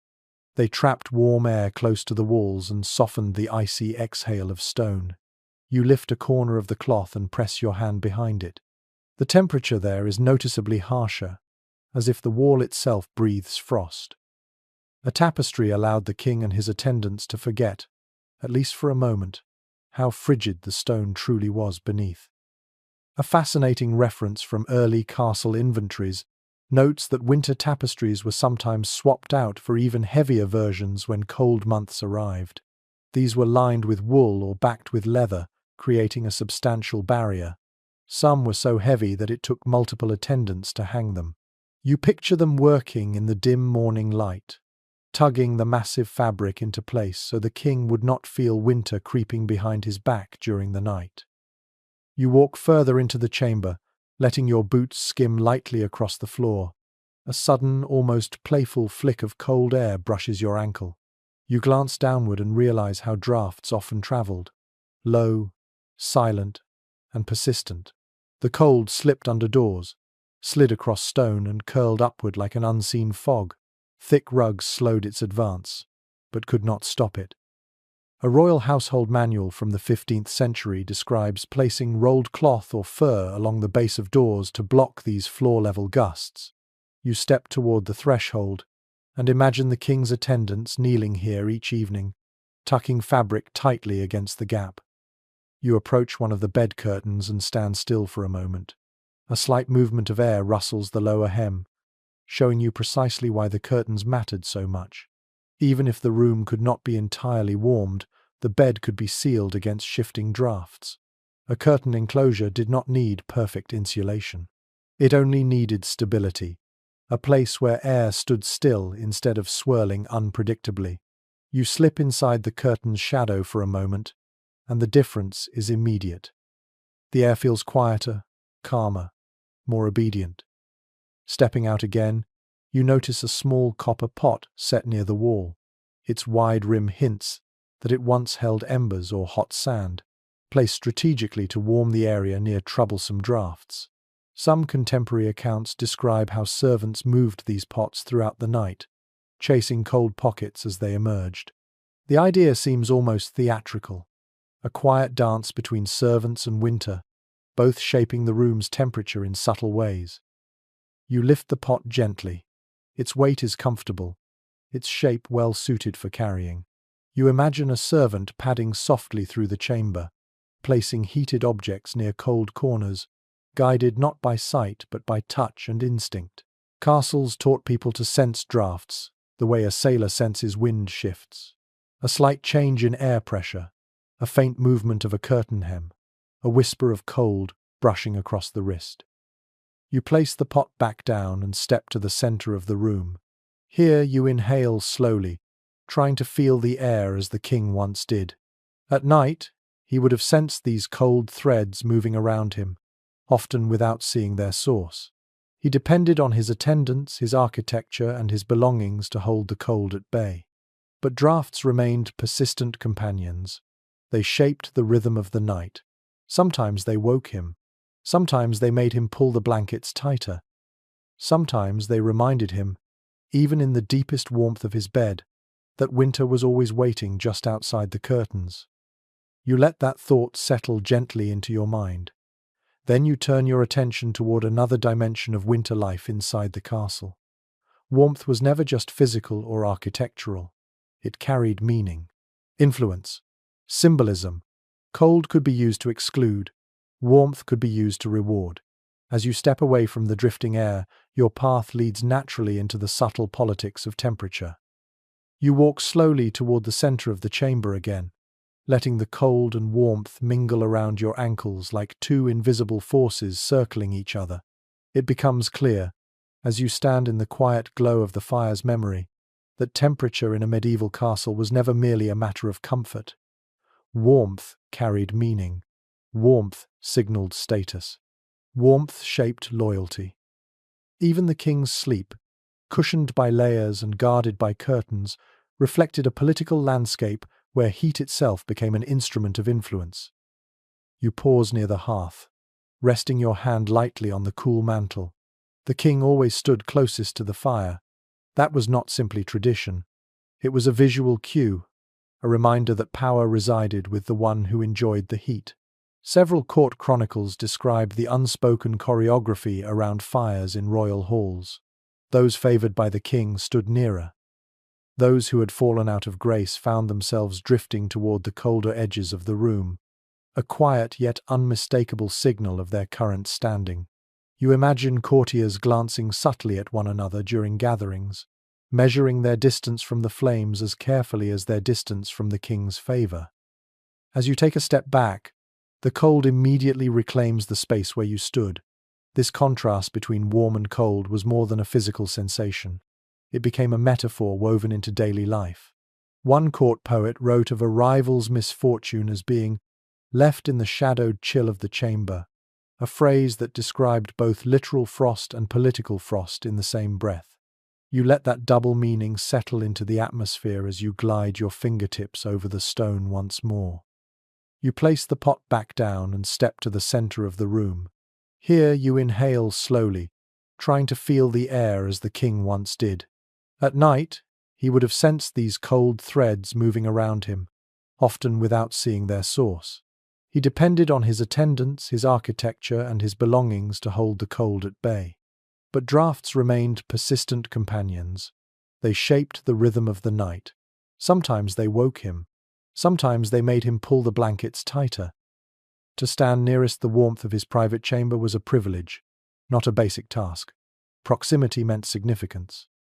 You walk further toward a narrow alcove, letting your hands skim the cold wall as you move.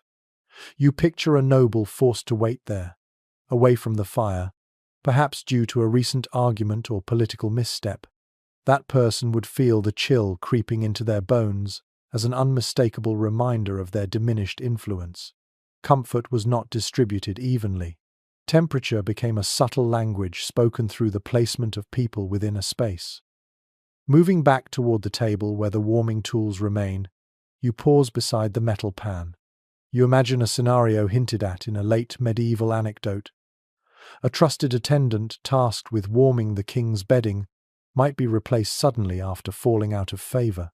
A new servant would take the position, not for competence alone, but as a sign of rising status. Even small responsibilities carried weight, because serving the king's warmth was itself an honor. You lift the handle of the warming pan for a moment and think of how such tasks were performed under watchful eyes. A servant who handled the pan well demonstrated both skill and devotion. A mishap, however, could risk a king's comfort, which in turn could jeopardize that servant's standing. The simple act of warming a bed thus carried political undercurrents. You set the pan back down gently, aware of its historical significance beyond mere heat. You step once more toward the center of the room, drawing your cloak tighter as a faint draft brushes past. In the medieval imagination, warmth was also tied to generosity. Kings who provided heated chambers during winter gatherings displayed benevolence and abundance. Those who forced their subjects to shiver in poorly heated halls risked appearing indifferent or stingy. Accounts of winter feasts often describe courtiers praising the warmth as much as the food, noting how rare and luxurious it felt to dine comfortably during bitter weather. Yet warmth could also be withheld deliberately.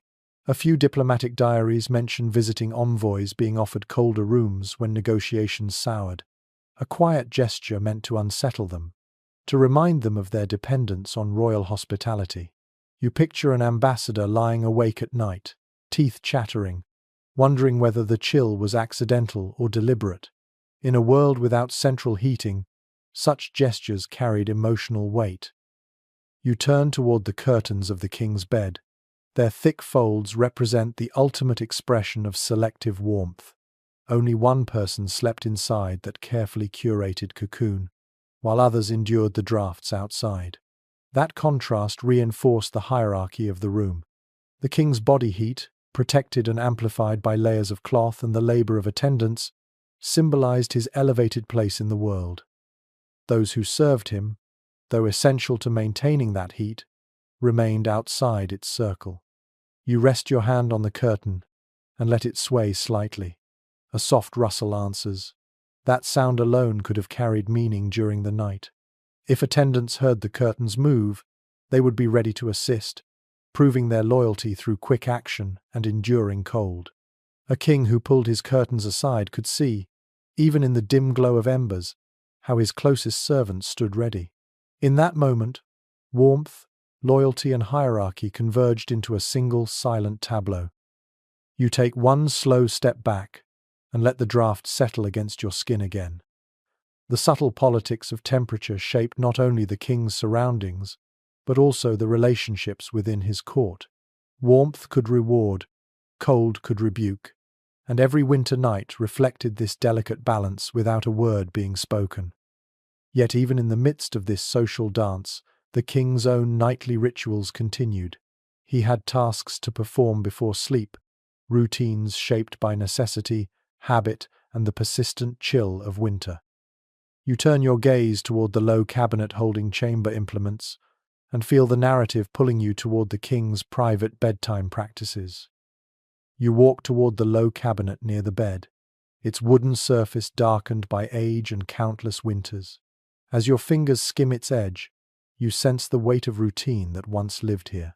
A king's bedtime was not simply lying down and drifting into sleep.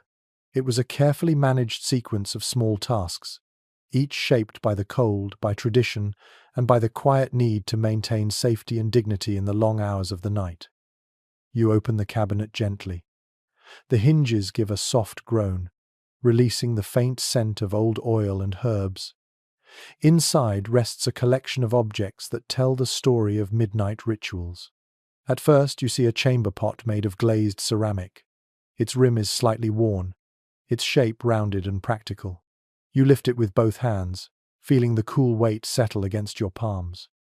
Even kings needed relief during the night, and wandering through icy hallways to reach a latrine was unthinkable in the depths of winter.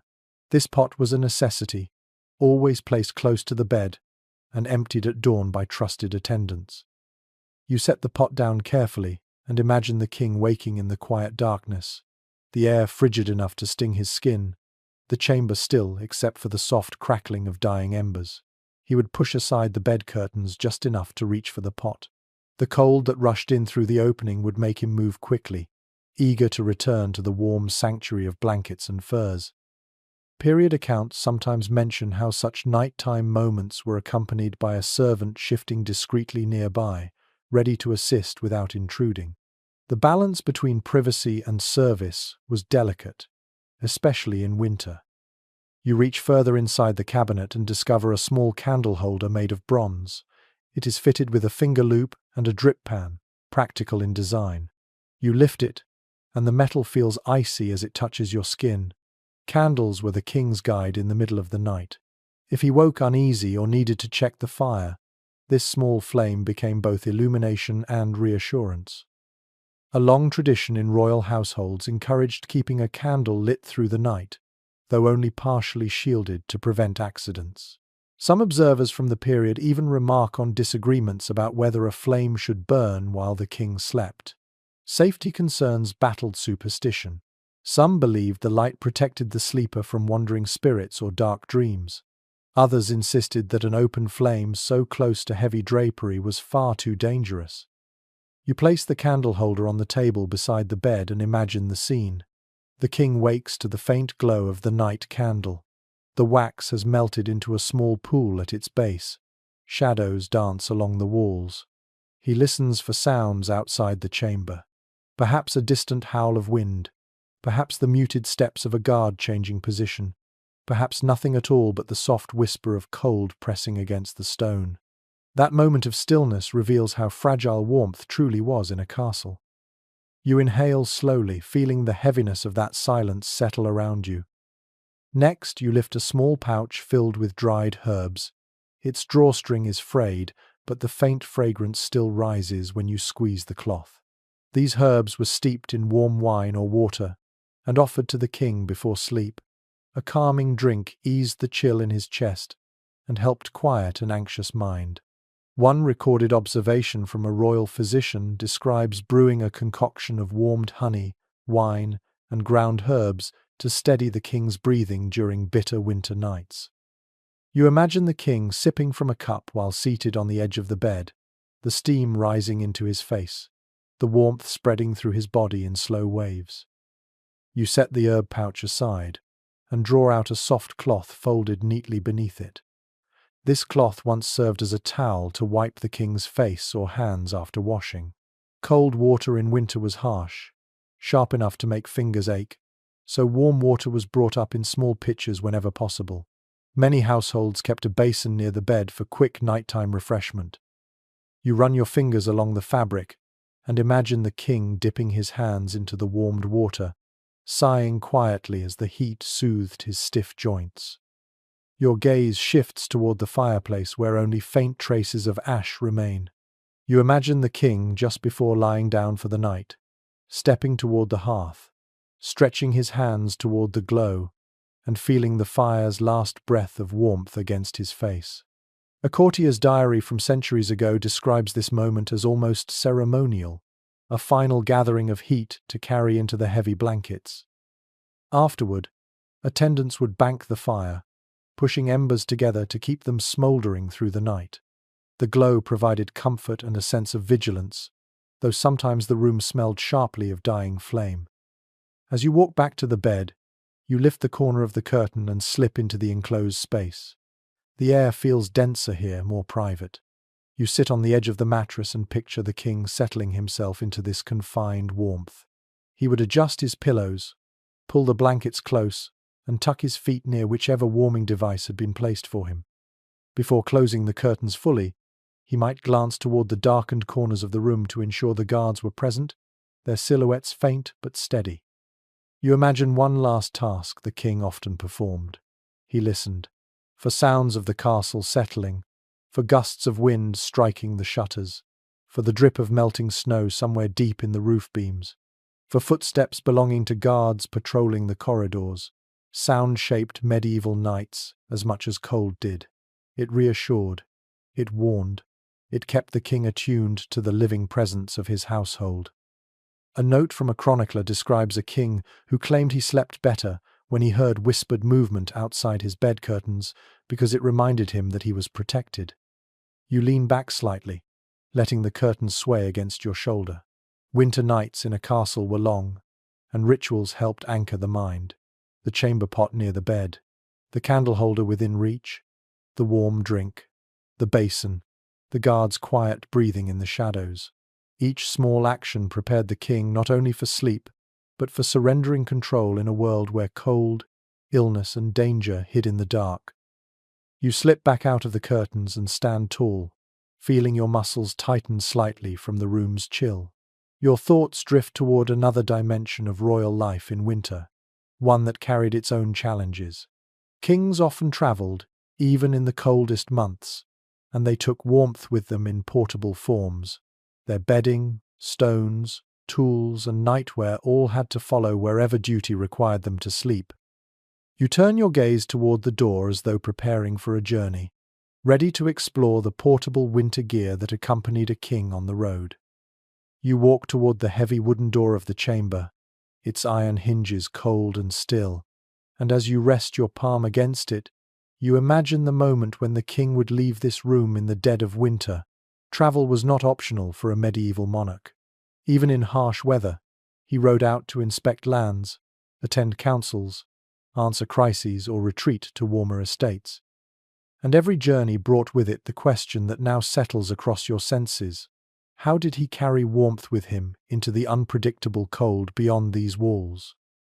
You pull the door open and step into the imagined corridor beyond, your footsteps soft against the stone. Traveling in winter meant confronting icy winds, snowy roads, and lodgings far less comfortable than a royal chamber.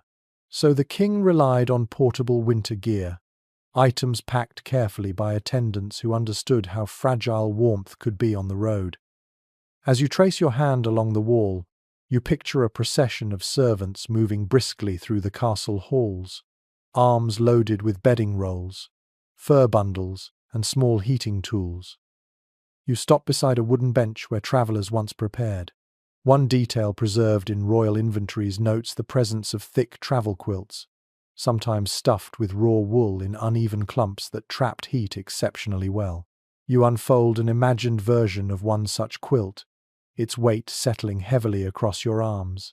The material feels coarse but sturdy, meant not for beauty but for endurance. Servants rolled these quilts tightly, wrapped them in oiled cloth to protect them from moisture, and strapped them to the backs of pack animals.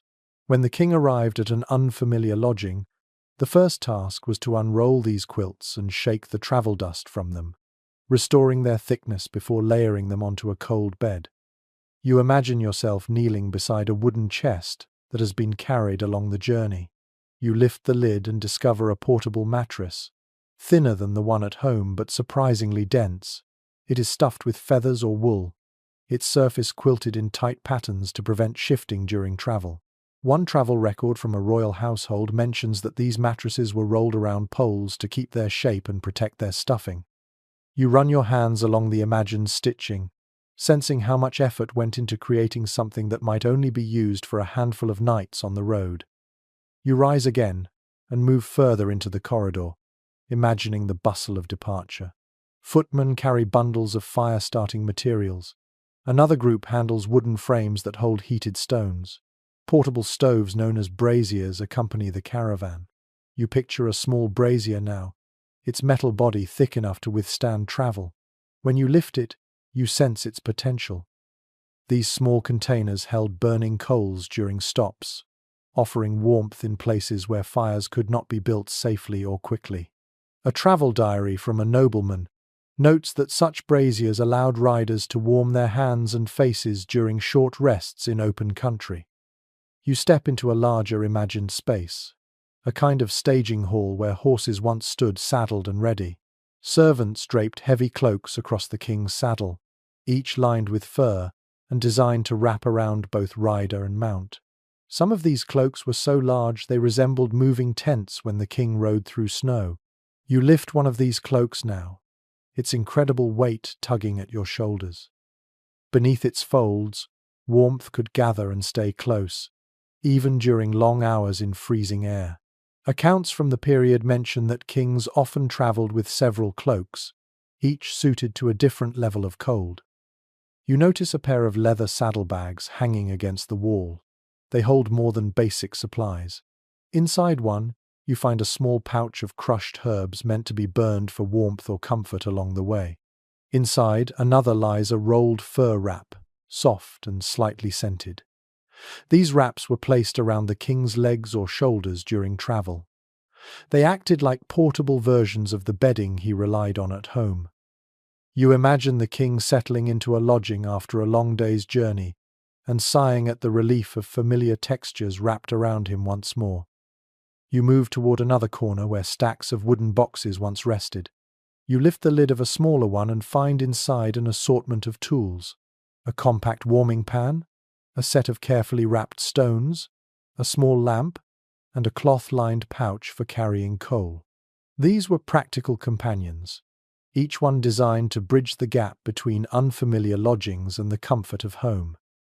Some castle logs mention that servants spent hours preparing the king's temporary bed before his arrival, using tools just like these to drive the chill from the sheets. You close the box gently and imagine stepping into a cold guest chamber in a distant manor, the air sharp with frost, the floor echoing beneath your boots. Without the king's portable bedding and heating gear, that room would feel as unwelcoming as a stone cellar. But with the bedding unrolled, the stones warmed by a portable brazier, and the blankets layered carefully, the crude chamber slowly transformed into something livable. The warmth may not equal the familiar comforts of the king's own bed, but it created a fragile pocket of peace in a world filled with cold. Your mind lingers on one especially vivid detail mentioned by a travelling chronicler. During winter journeys, servants often slept in tight clusters near the doorway of the king's chamber, their body heat forming a natural barrier against the cold air rushing in from the hall. It was as if the king travelled with a moving ring of warmth, created not only by objects, but by the people who tended him.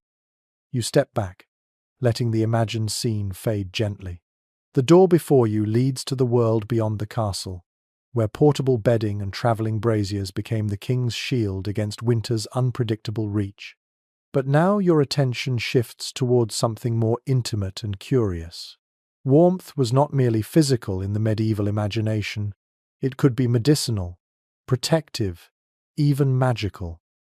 You turn softly toward the inner chamber again, ready to explore the herbs, charms, and beliefs that shaped how kings protected their bodies and spirits during the coldest nights. You step back into the quiet chamber, its familiar cold settling once more around your shoulders. As your gaze drifts across the space, you begin to sense something subtler woven into these winter nights. The king did not rely solely on fire, blankets, or stones to stay warm. Medieval people believed that warmth touched the body in deeper ways, connected not only to health but to fortune, protection, and even the unseen world.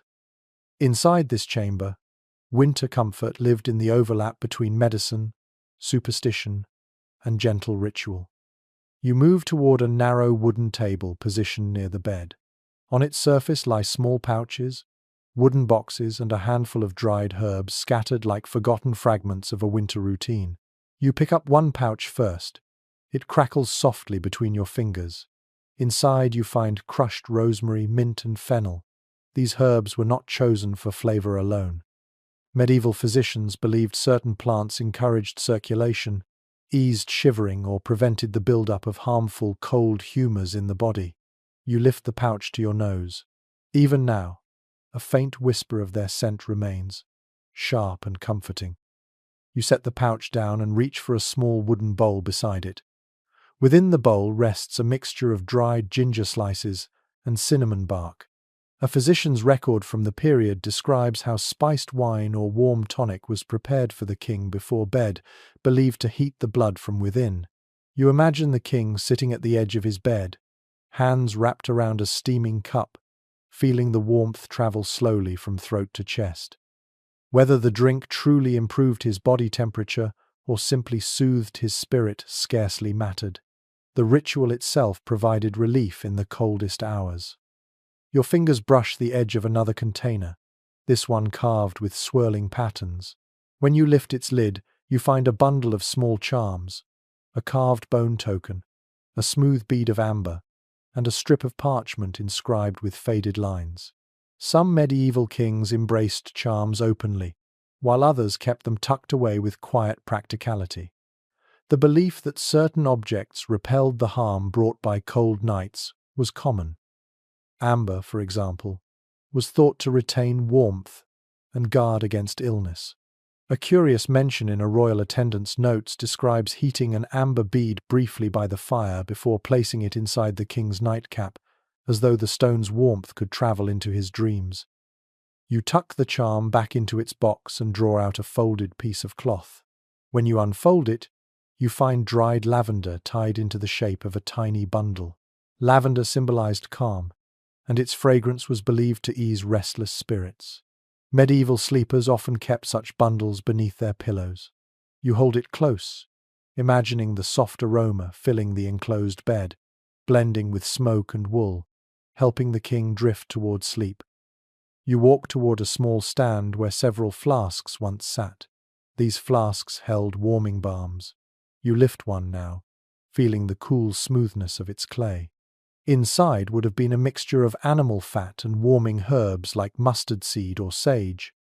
These salves were rubbed onto the feet, chest, or hands before bed to encourage heat. A physician of the era wrote that warming the chest helped preserve breath during winter. You picture the king allowing a trusted attendant to apply the balm, its oily scent rising as it warmed beneath his skin. Setting the flask down, you move toward a dim corner of the chamber where shadows deepen. In this quieter space, superstitions once thrived.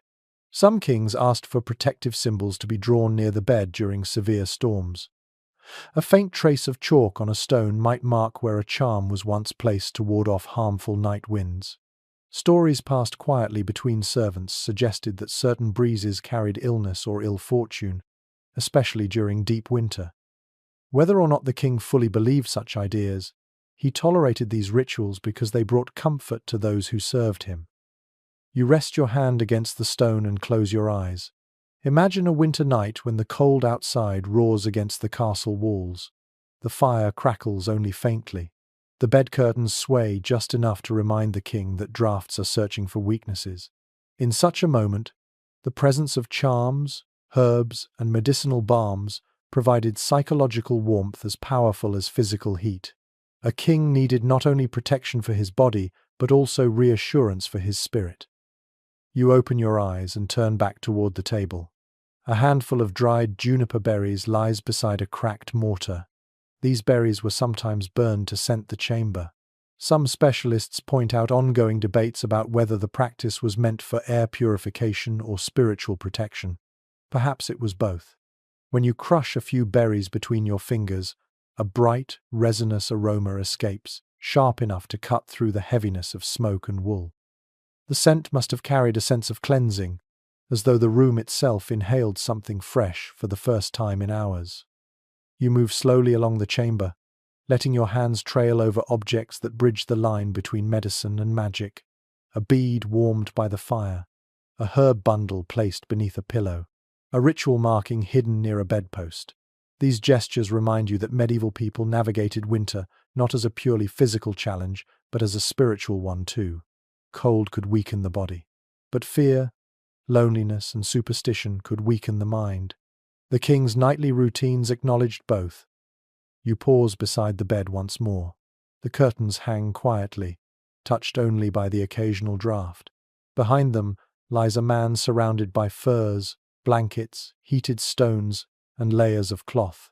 But he is also held by the warmth of belief, the comfort of rituals, and the protective imagination of those who cared for his well-being. As your gaze drifts beyond the bed toward the far reach of the chamber, you sense another presence that shaped winter nights. Not human, not herbal, not symbolic. Something living, warm, and often quietly loyal. You begin to walk toward the space where animals sometimes lay curled in the shadows, waiting to lend their simple heat to the king's long winter rest. You walk toward the dimmest corner of the chamber, where the air feels untouched and quiet, as though something once breathed softly here during long winter nights. Medieval kings, despite their wealth, were not above accepting help from the simplest source of warmth: animals. In a world where stone walls held cold like a memory, the heat of a living creature could make the difference between shivering through the night and drifting into steady sleep. You pause in the quiet, imagining a soft rustle of fur, a faint exhale, a gentle shift of weight on the floor. You lower yourself onto a thick rug and slide your hand across its fibers. The space here would have been perfect for a royal dog, curled tightly into a warm spiral. Many accounts from the period mention companion animals lingering near their masters during winter. Hunting dogs were especially favored, not only for their loyalty, but for their natural warmth. You picture a large hound settling near the foot of the king's bed, its body radiating heat, its breath releasing small clouds into the cold air. The presence of such a creature offered more than physical comfort. It brought a sense of companionship, a reminder that warmth could be alive and responsive. You imagine the way the dog might shift during the night, stretching one leg, sighing contentedly as the fire crackled low. Some nobles allowed smaller dogs to sleep directly on the bed. Their fur, their movement, and their curled bodies added gentle pockets of warmth beneath blankets. A traveler's diary even describes a king who kept a tiny lapdog within his bed curtains during the coldest weeks, believing the animal's warmth eased his stiff joints. You smile faintly at the thought, realizing how deeply human the instinct is to draw comfort from a warm creature on a winter night. You rise slowly and take a few steps toward a darker corner, where the chamber meets a trough-like alcove along the floor. Here, you picture another presence, a small cluster of palace cats. These creatures roamed freely, both beloved and necessary. They controlled mice, protected stored food, and sometimes chose to linger near sources of warmth. Cats often curled up near hearths, resting so close to the embers that attendants joked about them becoming fire spirits. If a cat wandered into the king's chamber, it was not unusual for it to nestle against draped curtains or lie atop a warm stone left cooling on the floor. The king might not openly invite them into his bed, but their occasional presence warmed the room in small but meaningful ways. You trail your fingers along the alcove's edge and sense the lingering impression of such quiet companions. Their warmth was subtle, but their movement added life to winter's stillness. Some manuscripts include miniature illustrations of sleeping kings, with cats curled at their feet or nestled beside their boots. Whether these depictions were literal or symbolic, they suggest that animals played a gentle role in the nightly rhythm of a castle. You turn toward a wooden partition near the far wall. Behind it, servants sometimes sheltered horses brought in for emergency travel. Though this practice varied widely, stories from regions facing especially harsh winters mention that important mounts were occasionally kept indoors overnight to prevent them from freezing. You imagine their warm breath filling the air with steam, their bodies radiating heat that softened the chill of the surrounding space.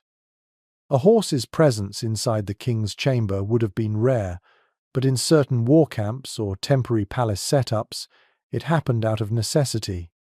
Their warmth was powerful enough to affect the room's temperature. You step away from the partition, listening to the imagined rhythm of animals breathing in the winter dark. Their warmth, unlike fire or blankets, carried a kind of companionship that soothed the mind.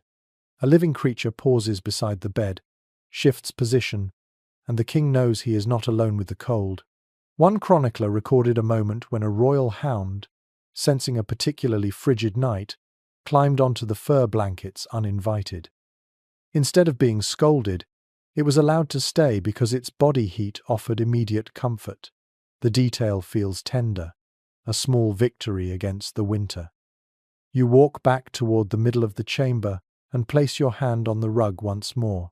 Animals also influence the atmosphere invisibly. Their presence warmed the floor, and their bodies created pockets of still air, breaking up the drafts that slipped around the room. Even if the king never touched them, he benefited from the heat they shared with the space.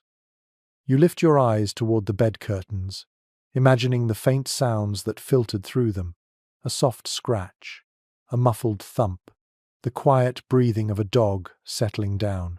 These small noises stitch themselves into the nighttime symphony of winter. The king might have drifted to sleep feeling that mix of fire crackle, draft whisper, and animal warmth. A blend of sounds and sensations that belonged uniquely to life inside cold stone walls. You stand fully now, and stretch your fingers toward the ceiling. Winter nights were long, and anything that added warmth was welcomed. Animals, humble and steady, offered the king a form of comfort that came naturally, without tools or rituals. Their warmth had a heartbeat. Their presence softened the edges of winter in ways neither stones nor fire could fully replicate. As the imagined warmth fades back into silence, you notice a faint shift in the room's atmosphere, a distant thrum, a low vibration, the suggestion of movement beyond the walls. Winter storms, fierce and persistent, often shaped the king's sleep just as much as the warmth at his bedside. Their presence entered the chamber whether welcome or not. You turn your gaze toward the shuttered window, ready to step into the world of winter storms, and the uneasy calm they imposed upon the king's nights. You step toward the shuttered window, the faintest tremor of cold brushing against your cheek, as if carried by a memory of storms long past. Winter in a medieval castle was never quiet for long. Beyond these stone walls, winds roared like living creatures, rattling towers, clawing at shutters, and groaning through arrow slits with a voice that felt almost human. As you rest your hand on the wooden frame, you sense the echo of those nights when storms shaped not only the castle's atmosphere, but the king's sleep itself. You press your palm to the shutter. It is cold enough to sting. Imagine it trembling under the force of a January gale, its hinges protesting as gusts slam against the wall. Some chronicles describe storm winds so fierce they made the bed curtains sway even with the shutters tightly closed. You picture the fabric moving in slow, uneasy breaths, as if responding to the storm's rhythm. The king, half awake beneath his blankets, would hear the deep, distant hum of the wind reverberating through stone, a sound that filled the chamber like the droning note of a giant organ. You slide your hand downward and feel a faint draft creeping from the base of the window. Storms magnified every weakness in a castle's architecture. No matter how many tapestries, shutters, or cloths the attendants pressed into cracks, wind found its way inside. One account, written by a castle steward, describes storms that pushed snow through the tiniest gaps, scattering powder across the floor in thin, glittering trails. You imagine a servant waking the king at dawn, sweeping away that stubborn dusting of winter before anyone else could see it. You walk away from the window and stand still in the middle of the chamber, closing your eyes for a moment. Listen. The storm begins softly in your imagination, a faint whistle, a low moan around the battlements. Then the wind grows bolder. It surges, it presses, it howls through the narrow passages of the castle's outer walls. Storms did more than bring cold. They brought noise. They brought movement. They reminded everyone inside, including the king, that nature held a power even stone walls could not silence. You open your eyes again and step toward the bed. Picture the king lying there, nestled in his sea of blankets, feeling the rhythm of the storm like another presence in the room. A travel writer from the 14th century once wrote that wind during winter crept into dreams and pulled at the wandering mind. You sense the truth in that observation. Storms shaped the king's subconscious. They influenced his dreams, his restlessness, his mood upon waking. A sleepless winter night could make a ruler irritable the next morning, altering the tone of counsels and decisions. You rest your hand lightly on one of the bed curtains. Even now, You can imagine how they fluttered during tempests. Not wildly, but subtly. A faint ripple, a soft sway. Enough to remind the sleeper that the world outside churned with energy and cold. Some servants believed that if the bed curtains moved without being touched, it meant the wind carried warnings or omens. A few even tied tiny cloth weights to the bottom edges to keep the curtains from swaying too freely. You picture those little weights now, swaying gently as the storm pushes against the castle walls. You turn toward the hearth. Storms affected fires too. Sudden drafts made flames sputter or smoke unpredictably. A gust through a hidden crack could send a burst of sparks leaping upward. One letter, written by a royal attendant during a severe winter storm, mentions that the king's chamber filled with smoke late at night, forcing him to cough awake and call for help. You see the scene unfold, embers glowing, the firekeeper rushing in half asleep, the king pulling his blankets up against the cold, while the attendants scrambled to control the unruly flames. You kneel near the hearth and run your fingers along the stone. On storm nights, servants often had to shield the fire with makeshift blocks or stand between the hearth and the draught to keep smoke from spreading. Imagine them positioned here, their cloaks buffeted by air currents, their faces lit by flickering orange light, trying to keep the room habitable while the storm rattled the shutters like angry fists. You rise and walk slowly across the room, feeling the shifting temperatures beneath your feet. Storms created strange patterns in the air. Warm pockets formed near the fire, while icy gusts lingered near the door. The king would feel these contrasting zones as he moved within the chamber. One step warm, the next step cold. This uneven layering of air added a kind of unpredictability to the night. It kept the senses alert even when the mind longed for rest. You pause beside the doorway. Drafts slipped under doors more aggressively during storms. Some guards reported feeling their legs freeze even as their upper bodies stayed relatively warm. You imagine a guard posted just outside the door, gripping his spear, the wind battering him with each passing minute. His presence, revealed only by the soft shuffle of boots, reassured the king but cost him comfort. Storm nights were long for everyone. Returning to the center of the chamber, you tilt your head and imagine the thunder. When it rolled across the sky, it echoed inside the stone like distant drums. Lightning illuminated the room in pale flashes, transforming furniture into ghostly silhouettes. A chronicler once described the king waking during a storm to see his own shadow stretched across the opposite wall, distorted and enormous. He reportedly joked the next morning that he had dreamed of giants. But storms did not always inspire humor. Some nights, they brought unease. In medieval thought, storms carried symbolic weight. They were associated with divine warnings, mystical signs or shifts in fortune. Kings often listened to them with a mixture of awe and caution. If a storm struck on the eve of an important decision, whispers might circulate about whether fate was speaking. Even inside the warm cocoon of his bed, the king might lie awake, listening to hail strike the tower or wind scream through the crenellations, wondering what message the night carried. Returning to the center of the chamber, you tilt your head and imagine the thunder. When it rolled across the sky, it echoed inside the stone like distant drums. Lightning illuminated the room in pale flashes, transforming furniture into ghostly silhouettes. A chronicler once described the king waking during a storm to see his own shadow stretched across the opposite wall, distorted and enormous. He reportedly joked the next morning that he had dreamed of giants. You let your hand drop gently to your side. Winter storms taught medieval rulers humility. They reminded them that no amount of wealth or power could shut out the world entirely. Even a king listened to the wind with a hint of respect. You step back from the bed, letting the imagined storm settle into silence around you. The room now feels still, watchful. Storms passed eventually, but their memory lingered in the king's mind long after the sky cleared. As your thoughts settle, your attention shifts towards something far more grounded. The people who remained vigilant during those long nights, guards who stood watch, servants who stayed alert. Companions who ensured the king's sleep remained safe in a world full of threats. You turn toward the doorway again, ready to explore the tense, protective atmosphere surrounding a sleeping monarch on a winter night.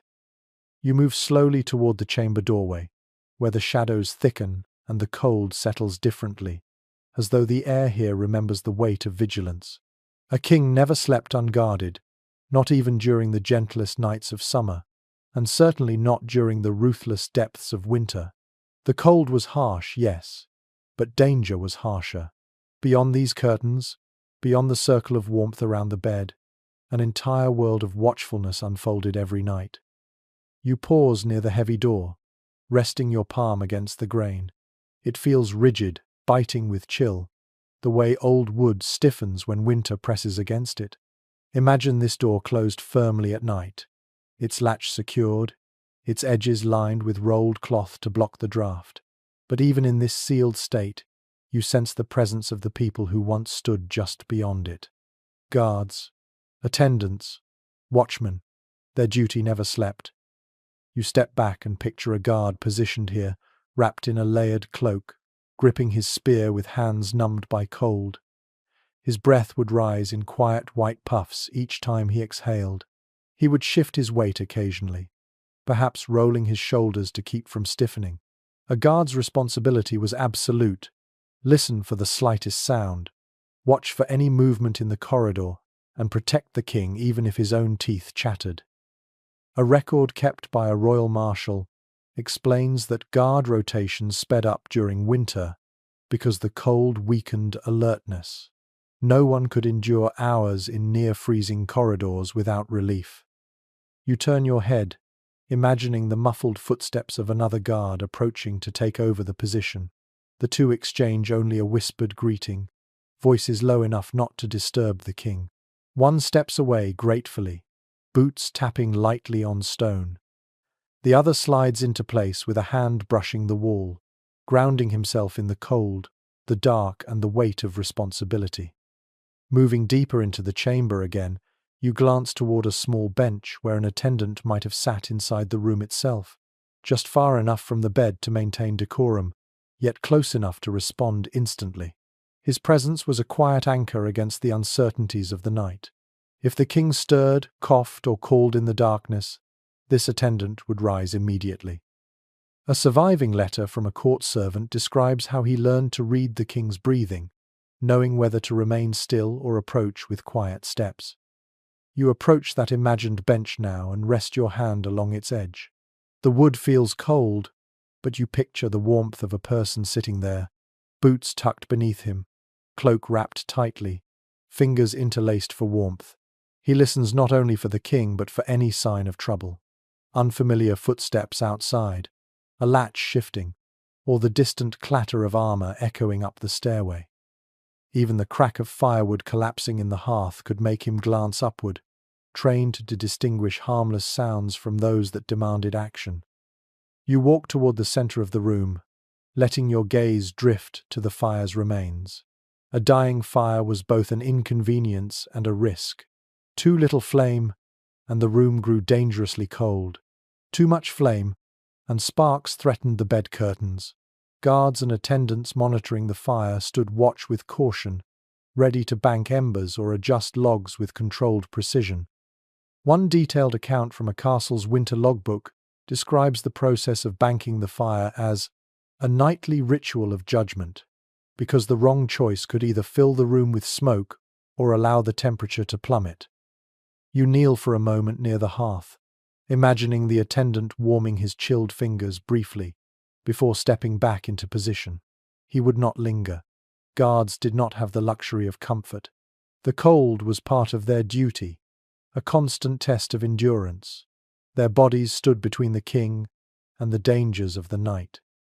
You stand again, letting your feet carry you slowly toward the bed curtains. You do not open them, but you rest your fingertips gently on their edge.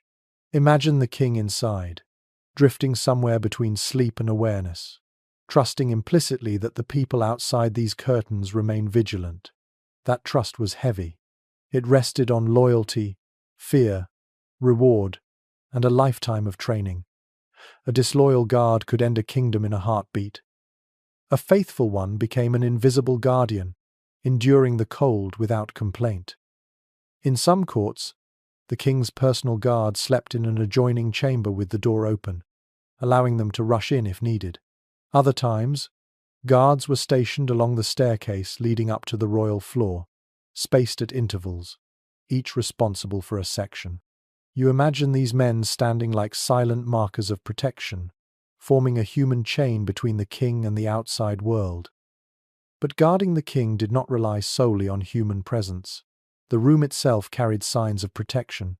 You notice a metal hook on the wall where a lantern once hung, burning through the night for visibility. You trace its outline and imagine its flickering light revealing shadows that guards would study carefully. Lanterns illuminated corners, kept fear at bay, and allowed guards to see if someone approached with ill intentions. You move deeper into the dim chamber again, and picture a night when tension ran high. Perhaps rumors of political unrest circulated. Perhaps the king had angered a rival. On such nights, guards stood with taut attention, listening so intently that even the falling ashes from a log sounded suspicious. Their nervous energy filled the room, blending with the stormy cold or the still silence beyond the walls. You lift your gaze toward the ceiling, imagining a faint sound drifting down from higher floors, perhaps the shuffle of a spy, the groan of a loose board, or the brush of a cloak caught on stone. Guards would stiffen instantly, exchanging subtle glances. A quiet investigation might follow, feet moving in unison across the cold stone. Returning your focus to the center of the room, you sense a strange duality. The king slept in the warmest space of the castle, wrapped in layers, surrounded by protective rituals and insulated by his bed curtains. Yet at the same time, he slept at the heart of a tense and alert atmosphere. Every breath of the guards, every flicker of the fire, every whisper of a draft became part of an invisible network of defense. You take a slow breath, feeling the heaviness of that responsibility in the air around you. The king's rest depended on others staying awake. His warmth depended on others resisting the cold. His safety depended on ears, trained to detect danger in the slightest sound. It is a sobering thought, one that leaves a subtle imprint across the chamber's dimness. And yet, despite the tension, there were moments in these winter nights when calm returned, when voices grew soft again, and the chamber filled with warmth of a different kind. Conversation, quiet stories, gentle companionship shared by firelight. You turn your body slightly toward the hearth, sensing the warmth of remembered voices lingering in the air, ready to guide you into the late-night conversations that softened winter's edge for a sleeping king. You walk toward the hearth once more, drawn by the memory of warmth and the echo of voices that once gathered here during the quiet hours before sleep. The fire may be low now, reduced to a soft cradle of embers, but you can almost hear the whispers that filled this chamber on long winter nights. Conversation, gentle and unhurried, helped soothe the tension of the day. It eased the cold in places no blanket or warming stone could reach. You pause beside the fire and lower yourself onto a small stool, its wooden surface cool beneath you. Imagine the king seated nearby, wrapped in a heavy mantle, hands extended toward the gentle glow, his face softened by fatigue, his shoulders lowering as the responsibilities of the day settled into temporary silence. Behind him, an attendant adjusts a log, coaxing it into a slow crackle that casts fluttering shadows across the walls. This was a moment for stories, for memories, for quiet words exchanged under the shield of flames. You close your eyes for a moment, letting the imagined cadence of these conversations surround you. Some nights, the king might speak with a trusted advisor about matters of state, their voices low but calm. The fire's gentle snapping punctuates their dialogue, giving rhythm to their thoughts. A royal chronicle from the era notes that winter evenings often provided the best environment for reflection. The cold outside sharpened the awareness of what mattered inside. The hush of the chamber encouraged honesty, even vulnerability. You open your eyes and study the shadows dancing along the far wall. Those shadows once mirrored the movements of people gathering around the fire. A companion might share a humorous tale from a hunting expedition, making the king's laughter echo softly through the room. Humor, even subtle humor, warmed the air as effectively as heat.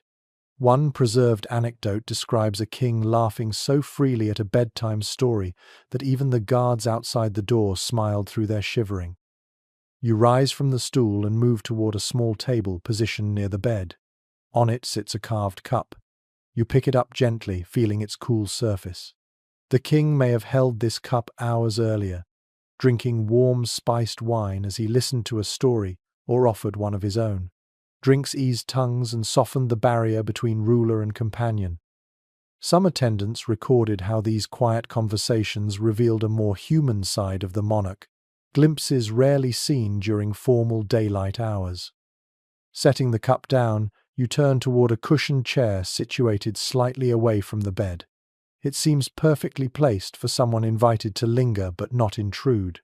You touch the fabric and imagine a trusted confidant sitting there, speaking softly about distant lands or childhood memories. These stories were not political. They were personal, warm and grounding. On winter nights, when the outside world felt brittle with frost, such recollections created an inner warmth that touched even the most guarded hearts. You take a few steps toward the window, listening for the imagined roar of a storm beyond.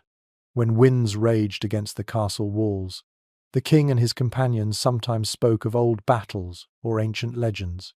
The relationship between weather and storytelling runs deep. A storm makes every tale feel larger, every memory more vivid. One courtier wrote that winter storms pulled stories from the tongue the way heat draws scent from herbs, suggesting that the fiercer the wind outside, the deeper the stories became. You turn back toward the fire. Its glow gives the room a golden texture, softening the sharpness of stone. You imagine the king leaning back, eyes heavy, listening to a servant's gentle singing. Songs accompanied many winter nights. Lullabies, hymns, or old folk tunes wrapped the room in sound as warm as the blankets that awaited him. Even kings needed comfort. Music reached the places that warmth alone could not. As you walk slowly along the chamber's perimeter, your fingers trailing over the tapestries, you sense the stillness that came after these conversations. When the stories ended and the laughter faded, a hush settled across the room. The king might offer a final word to his attendants, a quiet goodnight or a thoughtful remark. Then the curtains closed around him. The warm glow of companionship gave way to the solitary intimacy of sleep. But those moments of shared conversation lingered even after the fire died down. They shaped the tone of the king's dreams, influenced his sense of peace, and strengthened the trust between him and the people who shared his long winter evenings.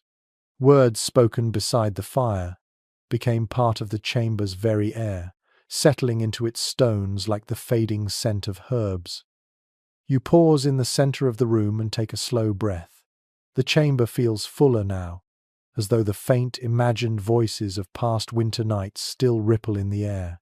These conversations added warmth that no fire could provide. They softened the edges of worry and made the castle feel less like a fortress of stone and more like a place of human connection.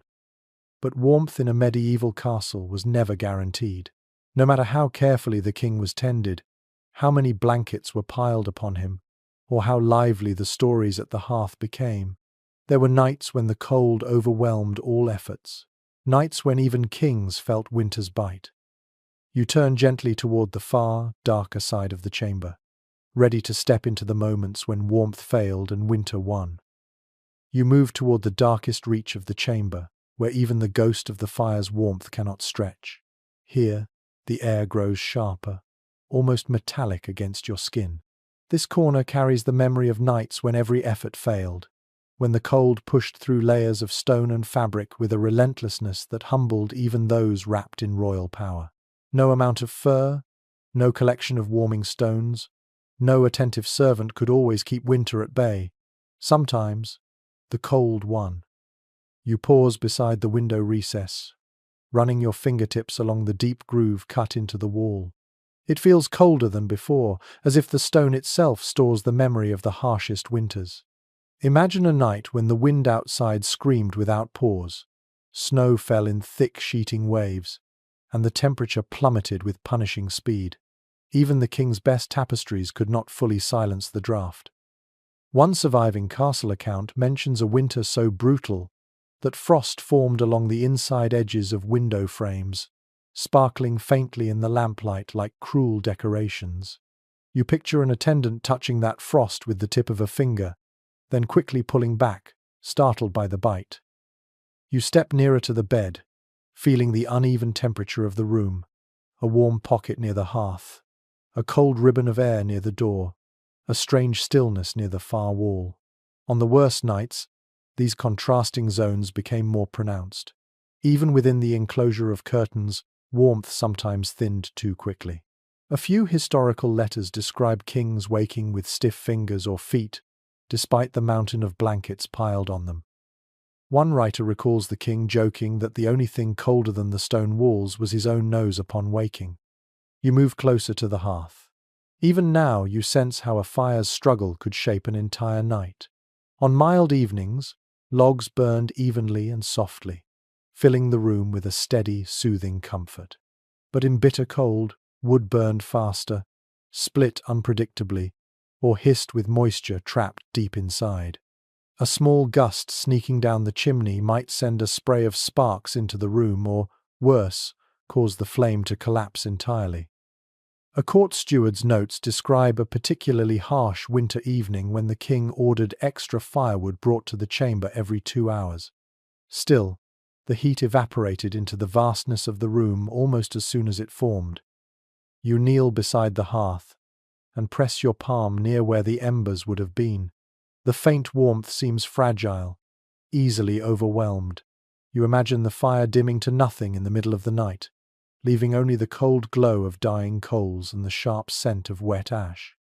A servant would have had to rouse himself, shivering, to rekindle it. But even with skillful hands, the flame could take precious minutes to catch. During that time, the cold crept deeper into the chamber, settling into the king's blankets, his pillows, his bones. You stand again and walk toward the foot of the bed. Imagine the king pulling his blankets tighter, curling instinctively against the chill. His breath rises in small clouds. The air inside the curtains feels thinner, not truly warm but simply less cold than the space outside. Even the thickest furs cannot prevent the initial shock when he first shifts in the night. One passage recorded by a royal attendant mentions the sound the king sometimes made on the coldest nights. A soft, involuntary hiss as his skin met a patch of chilled bedding that had slipped away from a warming stone. You lift the bed curtain slightly and slip your hand inside. The air is still, but the temperature is uneven. Some portions feel acceptably warm, others feel uncomfortably cool. This inconsistency was common in medieval beds. Heat had to be gathered and preserved constantly, and when a warming stone cooled or a servant misjudged the timing, the warmth faded too quickly. A physician's observational notes from the period describe a king waking stiff with cold after a warming pan burned out early, leaving the foot of the bed nearly frozen to the touch. Stepping away from the bed, you walk toward a small wooden table, where winter remedies once rested. Imagine a scene where the king, coughing lightly in the chill, reaches for a warm drink made earlier in the evening. By now it has cooled completely. The surface of the liquid feels icy. The remedy offers no comfort. Even medicines designed to encourage warmth lose their strength when the cold advances faster than human effort can counter it. In some winter accounts, illnesses worsened simply because rooms could not stay warm through the night. Chilled air aggravated breathing, stiffened joints, and made sleep shallow. You turn toward the stone wall again and press your palm flat against it. The cold seeps into your hand with merciless steadiness. On the worst nights, these walls radiated cold so intensely that even standing near them for too long made a person's limbs ache. A fragment from a noblewoman's letter describes watching the king step away from the wall in frustration, after the cold pierced through his nightclothes despite standing several feet from it. She wrote that the room felt carved from winter itself. You let your gaze drift toward the floor. Thick rugs usually softened the stone's chill, but even they failed sometimes. Beneath them, frost could form silently during severe weather, creating a subtle crunch when stepped on in the early hours. One castle servant recounted discovering frost crystals beneath a rug near the king's bed. He spent nearly an hour warming the area with heated stones before the king awoke. You continue walking, sensing the quiet heaviness that settles into the room when warmth falters. Sleep becomes uncertain. Each breath feels colder than the last. Dreams turn restless. You imagine the king's attendants exchanging uneasy looks in the dimness, knowing their efforts cannot fully tame the cold. They move more often, adjusting blankets, adding stones, whispering updates to one another as though fighting a silent enemy. Their movements create small swirls of cold air that seep into the bed curtains, despite every attempt to keep them still. You pause at the threshold of the room and listen. You can almost hear the castle's winter voice, the groan of timbers contracting with cold, the faint crackle of frost forming along the outer walls, the sharp whistle of wind twisting through high corridors. These sounds reminded the king that no matter how much help he received, winter maintained the upper hand. You step slowly back to the center of the room, letting the balance of cold and lingering warmth settle around you. There is a certain humility in these moments. Even a king, with all his wealth and attendants, faced nights when winter simply refused to yield. Yet these failures did not break the rhythm of his life. Instead, they guided him toward the final refuge of warmth that waited deeper within the castle. You breathe softly, feeling the chill press gently against your skin as the chamber grows still. Your attention shifts toward the inner heart of the royal quarters, where the king sought the ultimate retreat on the coldest nights. You turn toward the deepest part of the royal quarters, a space tucked behind a heavy inner door where the cold struggled to reach and the air felt thicker, almost sheltered. Every castle had such a place. It was not grand like the Great Hall, nor impressive like the king's receiving chambers. It was functional, private, designed with one purpose in mind: to protect the monarch from winter's most unforgiving nights.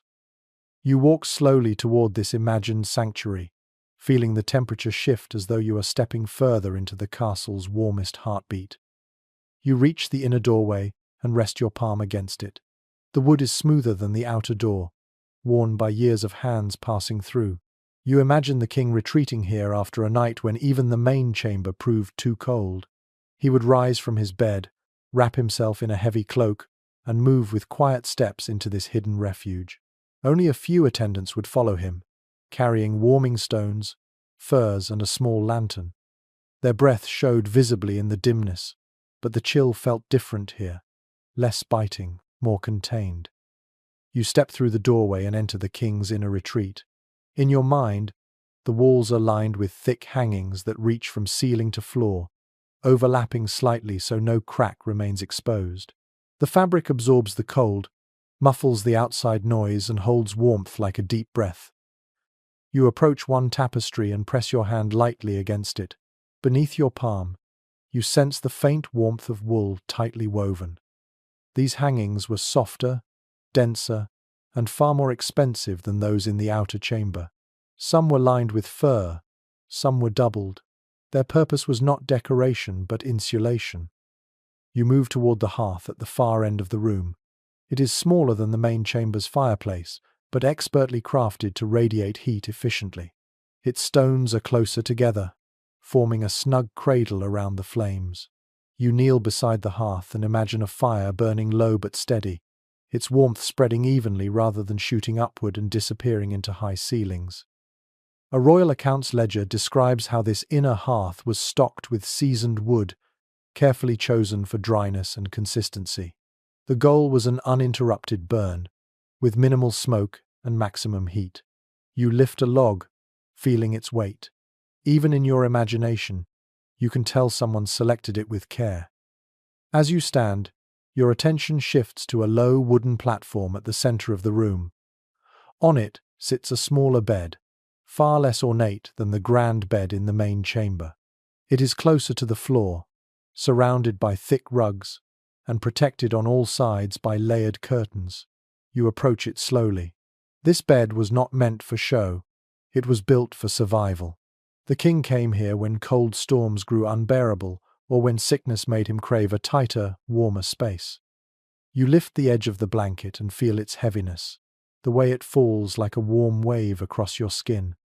Inside the bed curtains, the air feels still. You slip your hand between the folds and sense a pocket of accumulated warmth. The structure is smaller, more intimate. There is less space for heat to escape.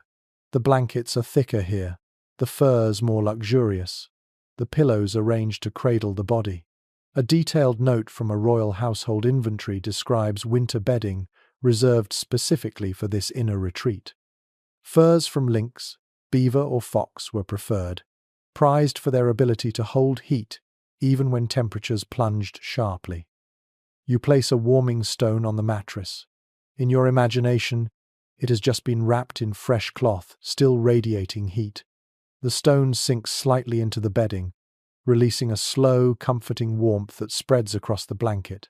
This inner retreat relied heavily on such stones. Here, attendants rotated them more frequently, knowing this was where the king relied on consistent warmth during the harshest nights. You walk around the bed, noticing a set of shelves built into the wall. On them rest small objects meant to support the king through cold nights. A flask of warm drink, a jar of soothing balm, a wool-lined hood for sleeping, and a pair of soft gloves.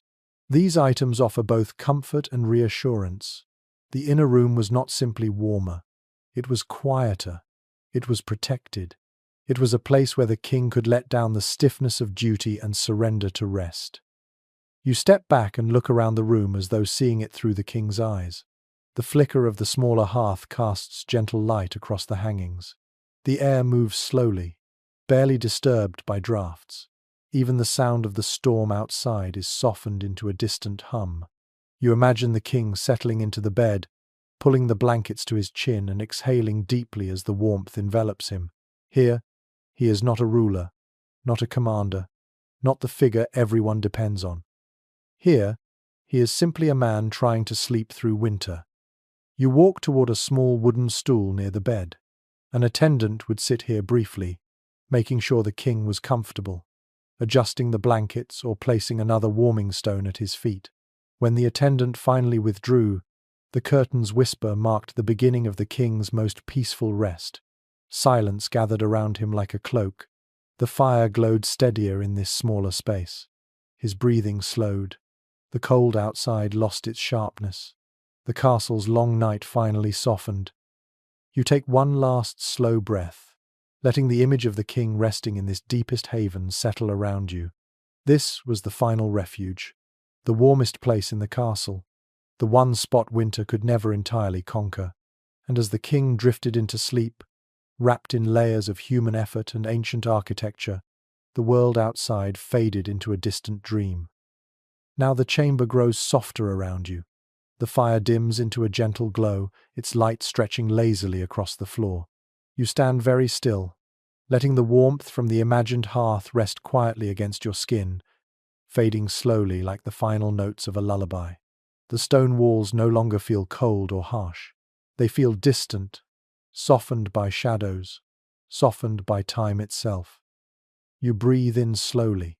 The air has grown heavier, not with chill but with calm. Every sound you once noticed seems to drift further away.